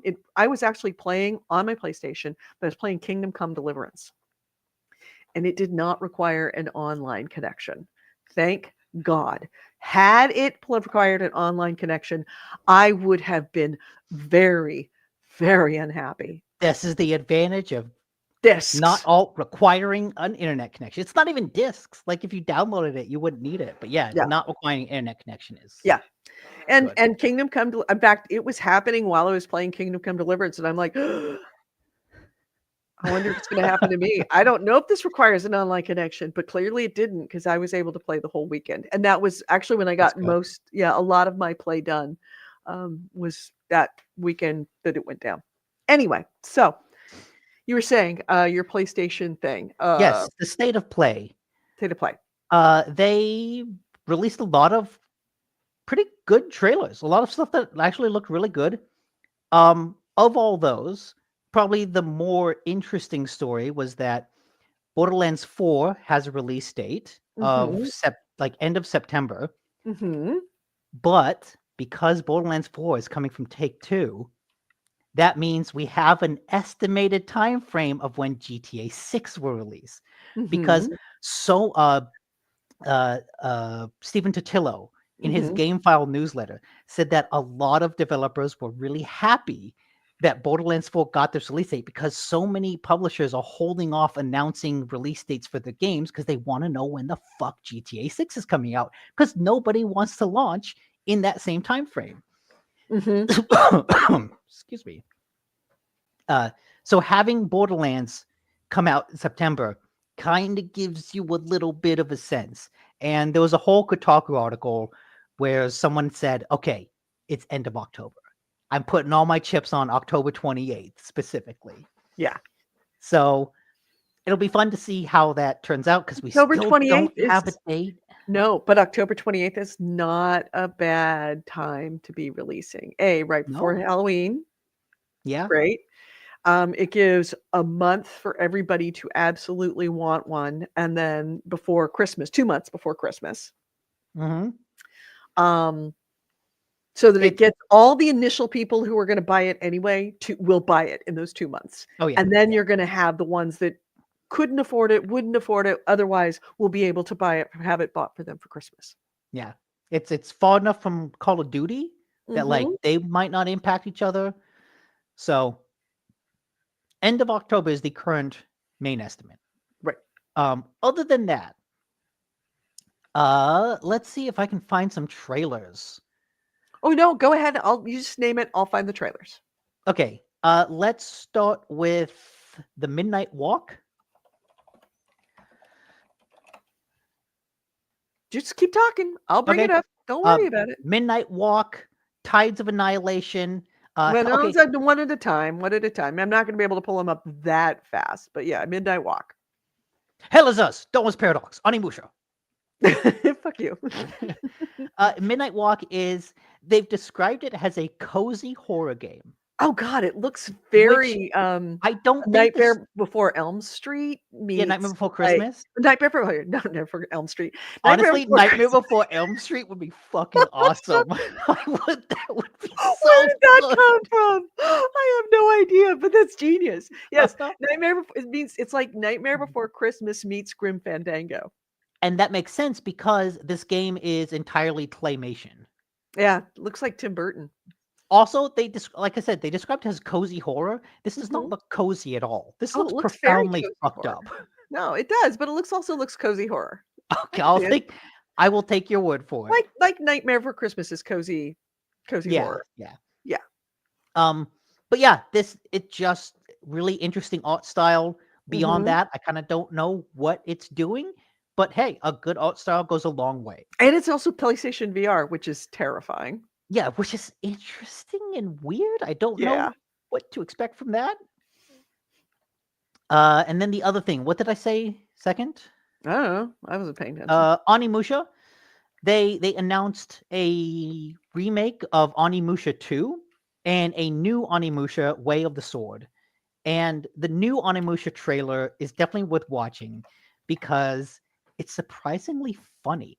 Mm-hmm. There's a scene in there. It starts with like profound meditation on the nature of swords play. And Mm-hmm. it's like, oh, the sword is this, and a warrior has to be strong, and a warrior has to do this. And then it shows the guy like facing down a bunch of enemies, and he's like, let's fight. And he goes, nope, and runs away. And it's like, oh, okay, this is kind of cool. In terms of gameplay, there's a really neat scene where he lifts up a table like in the Mm-hmm. environment to block, and then he kicks it forward to knock down enemies. And so it looks like there's some potentially cool environmental interactions going on. Mm-hmm. Um, beyond that, it's Onimusha has just kind of languished for about a decade, and Capcom has a pretty good track record of Mm-hmm. putting out games in the past several years. So I'm actually really excited for this. Wow, this looks really awesome. Yeah, give me a good sword fighting game any day. Yeah, winning is what matters. God, it looks awesome. Yeah, it's him kicking it. Yeah, him kicking the table out. And the fact that there seems to be a sense of humor, which you don't really see from a lot of these Japanese sword fighting games. Yeah, It's kind of cool. yeah. The original Onimusha was like a fixed camera Resident Evil like, and very Mm-hmm. serious story. Mm-hmm. So yeah, Capcom has a super good track record. So I'm hyped for whatever they do next. Yeah. Did they have a date on it? They probably don't. They just say it's No, probably on no. PlayStation. I believe the remake of Onimusha 2 is coming later this year, but Onimusha 4 is like it's sometime next year, I believe. Yeah, Yeah, 2026. 2026. Yeah. Yeah. They showed a lot more of Hell is Us. They Mm-hmm. had a much more expanded trailer from that. And if you remember, I don't remember when we first saw this game, but it was a game that just looked really, really weird, but also Mm-hmm. kind of interesting. Mm-hmm. There's a trend on TikTok, and this is going to sound like a bit of a divergence, but bear with me. There's a trend on TikTok of like AI created videos where they just create a series of kind of fucked up looking monsters set to some music for 20 seconds. Mm-hmm. But I find those videos so fascinating because of the world that they hint at, right? Just look, here's a bunch of fucked up little guys. And it just kind of inspires your imagination to imagine what kind of fucked up little world these fucked up little guys come from. Hell is Us looks like one of those TikTok videos in real life. Mm-hmm. It's just, hey, look at this fucked up dude. Yeah. Look Yeah. at this fucked up, hey, look at this little fucked up drone. Look at this fucked up world. Look at this Mm-hmm. dude with a helmet and a drone. I'm kind of inspired by this. Like, I don't know what this world is, but it looks really fucking bizarre, and I really want to know what's going on. Mm-hmm. It seems like it's a mixture of a ton of genres that seem to hang together kind of well. Yeah, it's like this post-apocalyptic sci-fi But also this horror. element of like, I want to say like the kind of villains that you might have in a Marvel movie. Mm. Yeah, he's sitting there smoking a cigar in a suit, and he's like, Right, with this messed up face that's almost like Play-Doh. It just yeah, it's just kind of interesting. Interesting. it's really fucking weird, and Really I fucking like weird. Yep. Let's see. Tides of Annihilation was Mhm. another big game that was kind of just a trailer, but Mhm. looks like a really neat sword fighting game. Mhm. They actually have some gameplay of it on online. Let me pull this Oh, up. really? So, yep, there we go. Oh, yeah. The gameplay. I think this is what they showed. No, this is way more detailed than what they showed. This is like full on gameplay. Yeah. So And you yeah, didn't it's do this. no. And yeah, this game, it just kind of looks like a looks like an action game, but it looks like it Mhm. could be a good action game. Yeah. Everything looks snappy. The way that the way that if you rewind like 10 seconds, when she attacks and this like robot thing appears next to her and disappears right there. It reminds me a lot of Ender Magnolias, which did Mhm. that same trick. And so I feel like it's a little bit of a interesting cosmic coincidence that this trailer comes out as soon as I was playing that game. Mhm. Yeah, other than that, hey, beat 'em up Souls like thing, I'm down for it. There's something very Marvel about this Hmm, in the way that interesting. it's moving. It feels like a Marvel game, like a superhero game. I could definitely see that. You know, it's Yeah. people with powers. That was fucking Yeah. cool. Yeah. That's very cool what just happened, and I'm sorry if you're listening on the podcast, but, Yeah, it's like she this was is why you should walking. come listen to the actual show and see it. Oh, that's so cool. She was walking down an alley, and the alley suddenly turned into like skyscrapers, and then like Skyscrapers stretched now out in turned front on of each her. other, and now it's messing with gravity and perspective, and up is down and left is right. Yeah, she's walking along the side of a skyscraper, has the skyscrapers move and turn into other various things. This is kinda cool. Yeah, I didn't see this. This was not in the trailer, but this actually makes me more interested. Also, Yeah. it takes place in the real world, Mhm. which is wild for such a high fantasy game, but like they're at a museum, like an actual museum on Earth. The Has a Botanical giant Museum. fucked up space whale flies overhead. Yeah, this looks kinda cool. Alright, so next item or next game? Probably the biggest one for me is Soros. Saros. We didn't get anything beyond a trailer. There is no cool gameplay of this one, unfortunately. But this is the next game from Housemarque, which Mhm. did Returnal, which was my favorite game of 2020 or 2021, whenever it came out. Uh, and this looks like they're kind of keeping with that theme. Like, let's do a rogue light where you're gonna keep dying. I think the tagline is "Come back stronger." So yeah, you're gonna die a lot, but you're gonna kind of slowly get stronger each run. Uh, there's a little bit of visuals that hint it'll be another bullet hell type of shooter. But Returnal was so much fun. It was so snappy. And the way they structured the roguelike elements was so compelling. It's the only roguelike game that I genuinely love and enjoy. Mhm. So to see them stick with that genre, but also with that kind of grandiose sci-fi apocalyptic visuals, I'm psyched for this. Housemarque has me down. Yep, it definitely has you down. Oh, wow, that's kinda messed up. Oh, gross. Nope, that's a big fat nope from me. Thank you very much. I'll just have the salad. Actually, it looks kinda cool. Anyway, so that looks awesome. Yeah. Then other than that, they showed off a bunch of things. Mhm. Um, Lost Soul aside, looks like another interesting action game.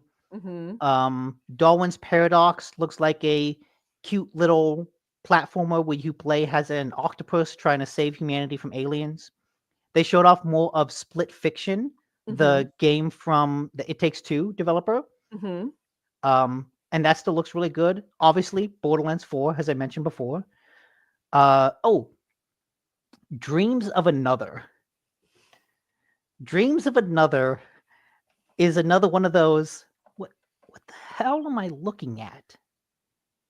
It's a game that it's like weirdly pixelated, a Mhm. very gentle, dreamlike world where you're running around with a machine gun and rocket launcher. Yeah, it looks like one of those art games like Flower or, Yeah, like Flower. What was the other game they did? Oh, Journey. Journey. There, that was the word. That was the game I was thinking of. Oh, And then you take out a machine gun and you shoot to It create a doesn't look so much doorway? pixelated as Surratt played a pointillism. Oh, interesting. Yeah, it's not pixels, it's pointillism or cubism. Or, wow. No creation without destruction? Hey, anytime I get to slap a clown, slap the nose off a clown, because Because destruction is Okay. by no means an end, but a beginning of something beyond. All human life is finite, and that is why you feel an explosion of life when something is destroyed. What am I looking at? Jesus, what am I looking at? Even the logo makes no sense to me. Okay, I need to know what that game is. Yeah, that I have no idea if it will be good or not, but at the very least, it is a compelling trailer that gets your attention. Yeah, definitely that. They had a trailer for Blueprints, Mhm. which is I don't think the trailer really showed off a lot that's interesting about the game, but more that Stephen Totillo in his Game File newsletter had an interview with the developer Mhm. where he talked about what this was like.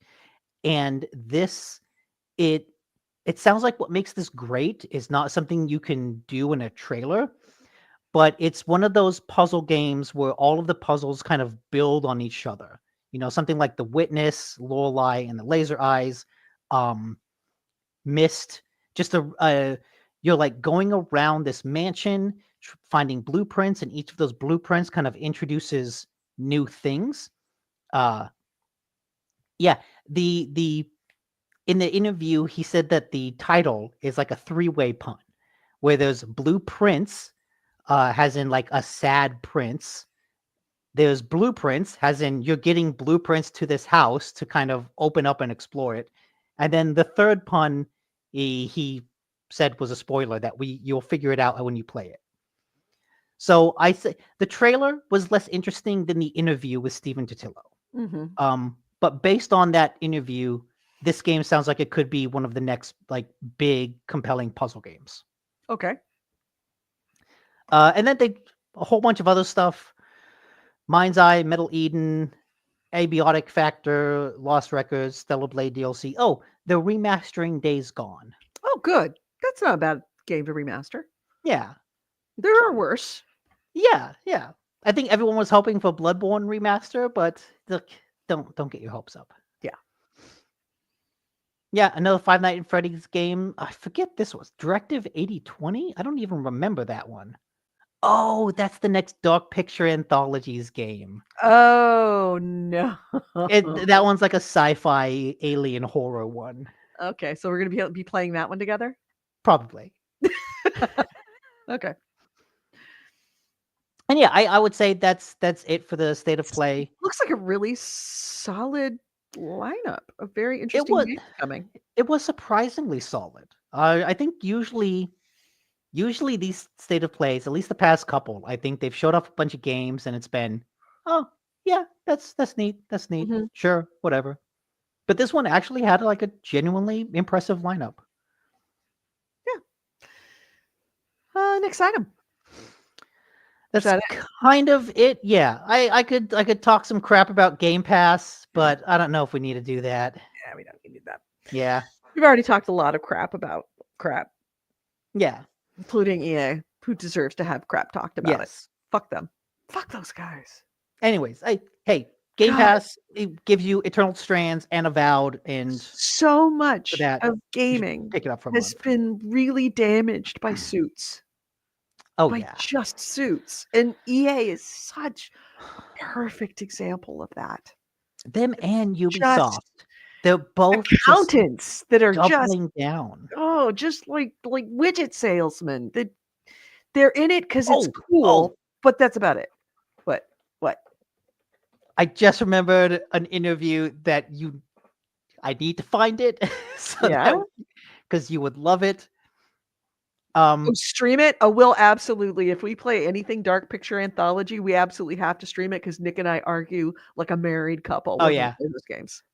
And he So does everything I don't want him to do. He's kind of an asshole that way. We're playing a horror game. I want to create tension and horror. I want to fuck these people over. No, you're not creating tension in anybody but my brain, which wants to explode when I'm playing with you because it's like, how am I friends with this asshole? Okay.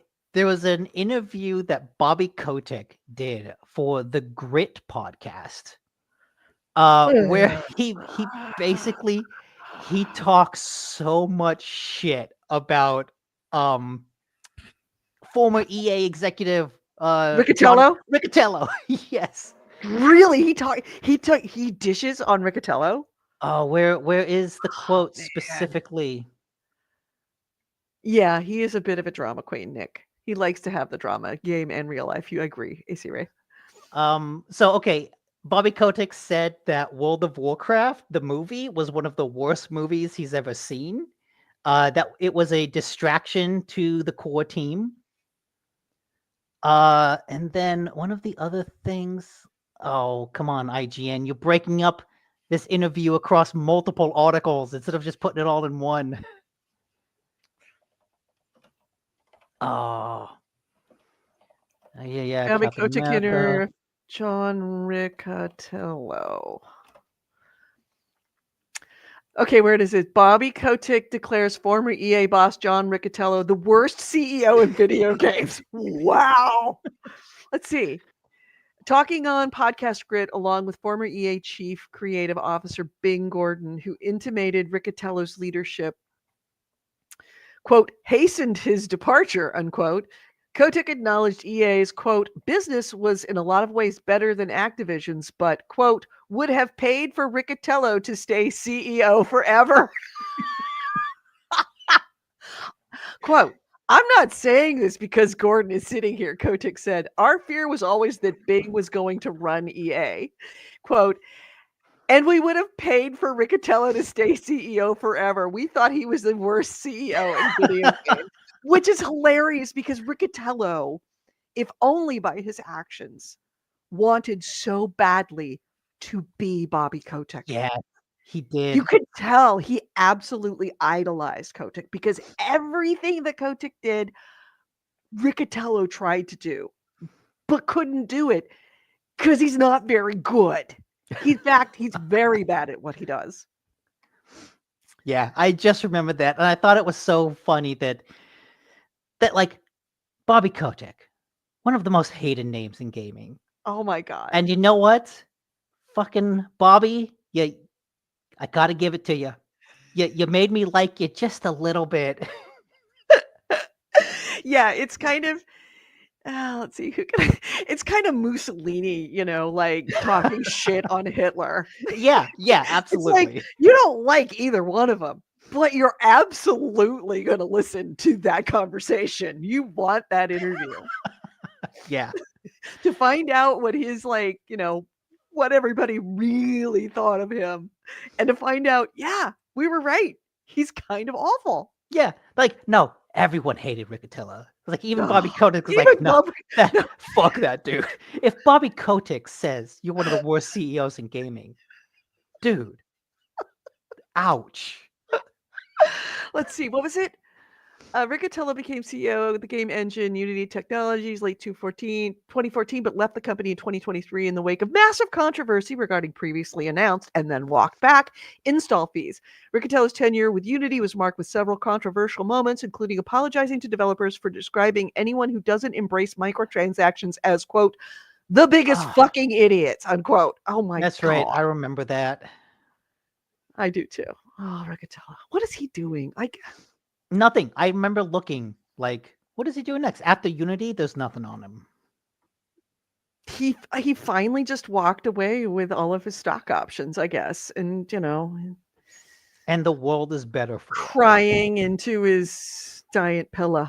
Yeah, he's wiping his Cry tears with himself to $100 sleep bills tonight in his giant pillow. Yeah, no, he's.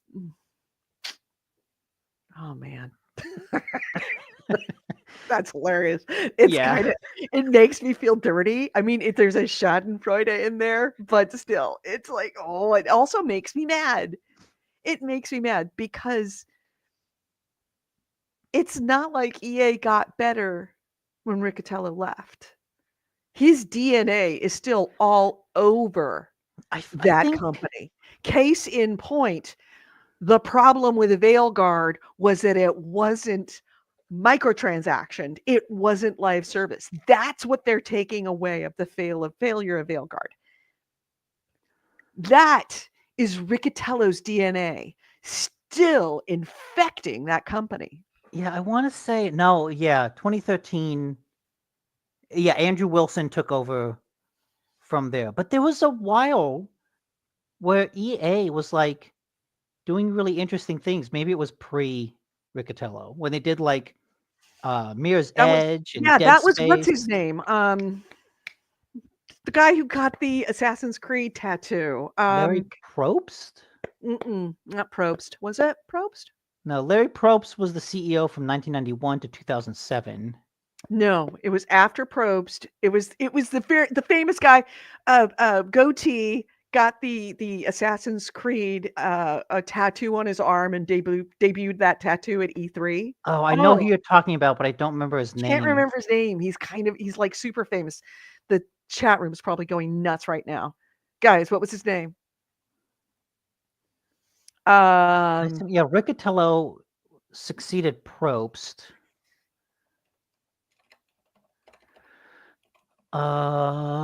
Video game publisher, Bunch of Assassin's layoffs in Creed 2010. tattoo. Uh, uh, uh, uh, uh, uh. Was it? No, was it? Yeah, it was Assassin's Creed. Who got? Oh, was it GTA when he like lifted it up and it was? No.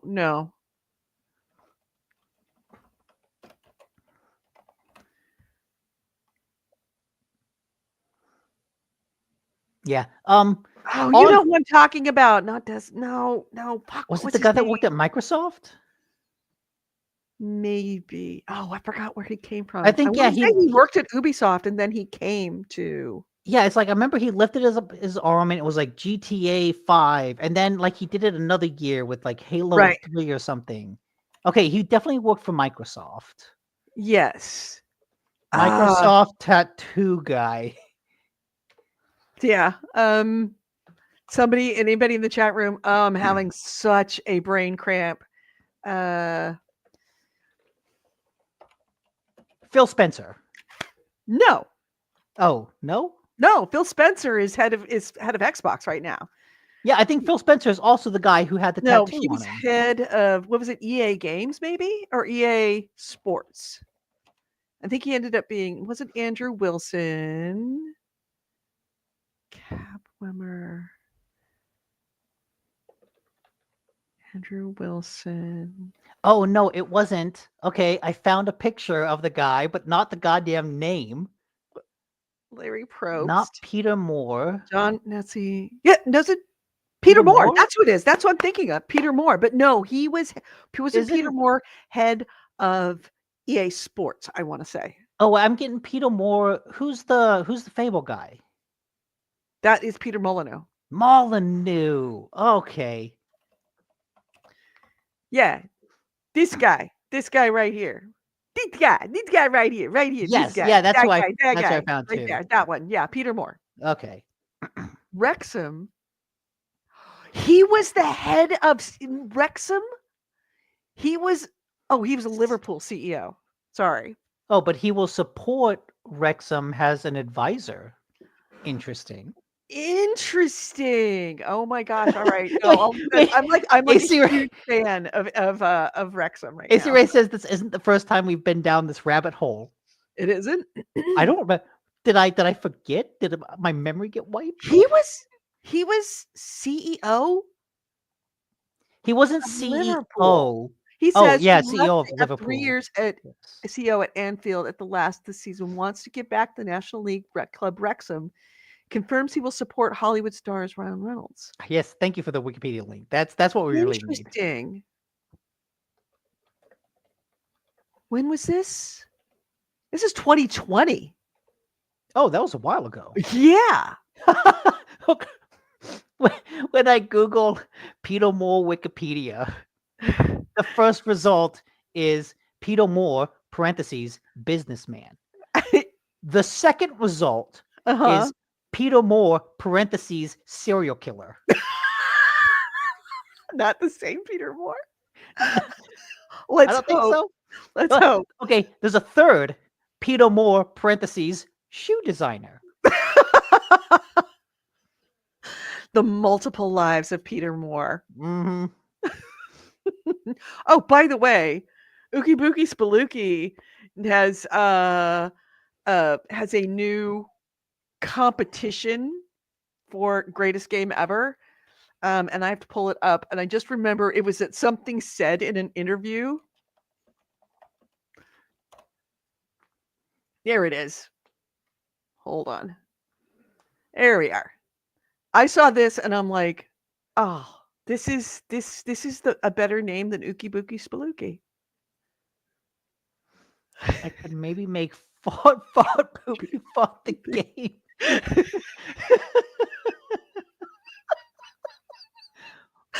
Talking about eSlop, which is all of these on the games on like the marketplaces like PlayStation or Switch. Yeah, I did. Where I it's did just see that. absolute shovelware. They're not even really games. They're just essentially a scam. They call it eSlop.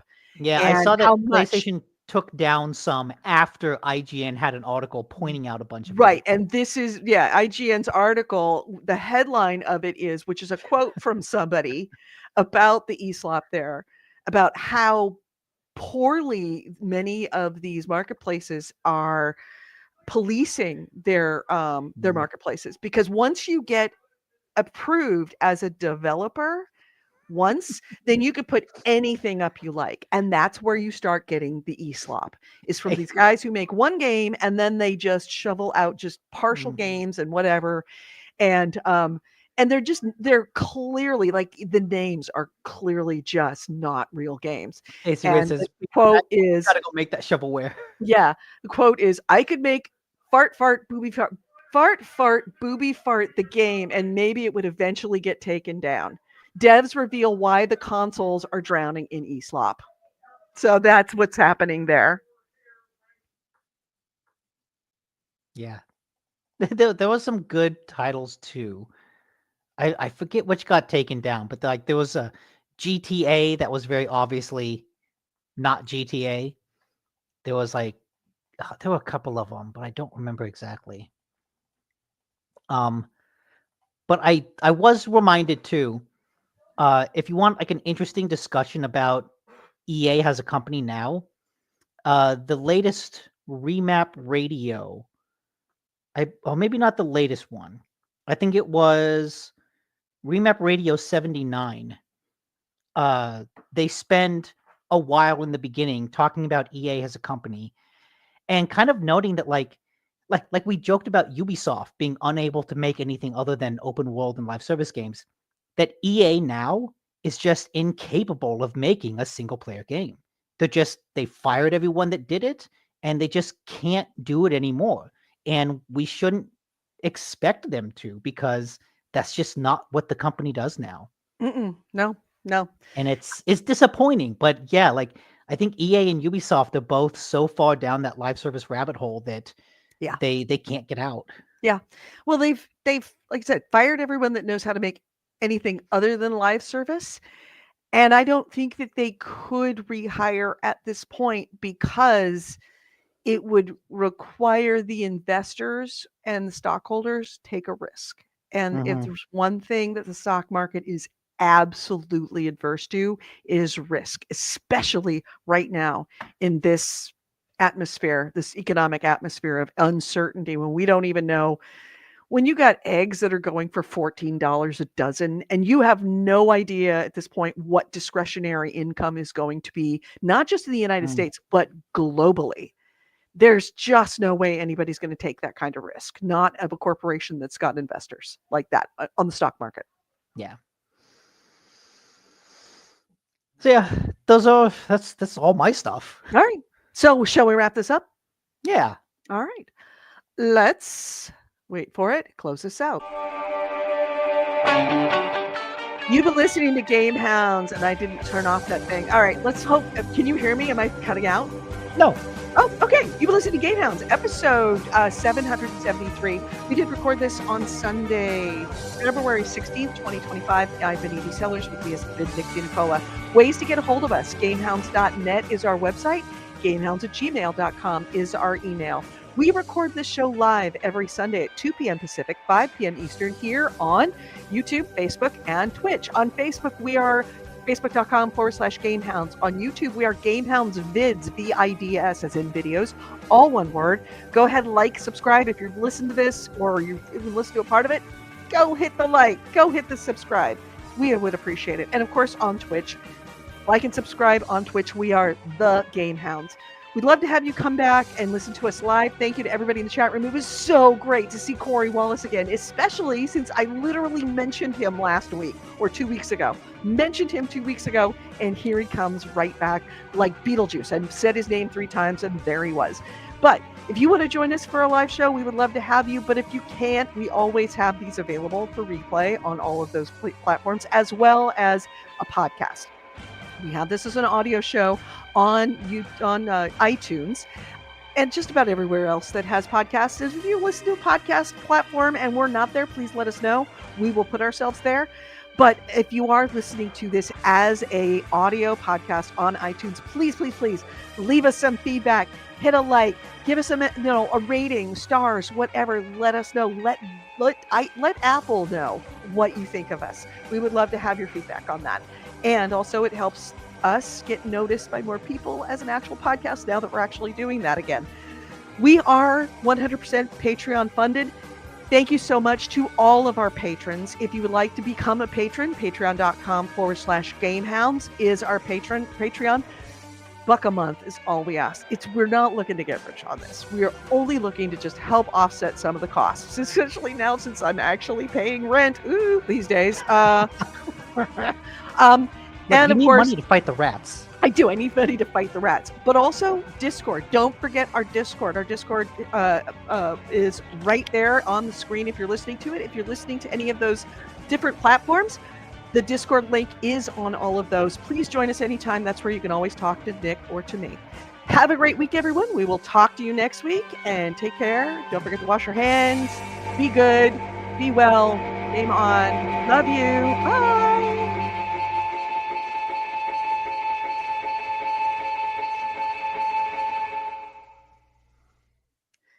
All right. I got to go to the bathroom. What the fuck? AC Ray said he pinched his nipple for the booby part. What? I don't remember a booby part. Yeah, the fart booby fart. Oh, Fart that's booby right. fart the game.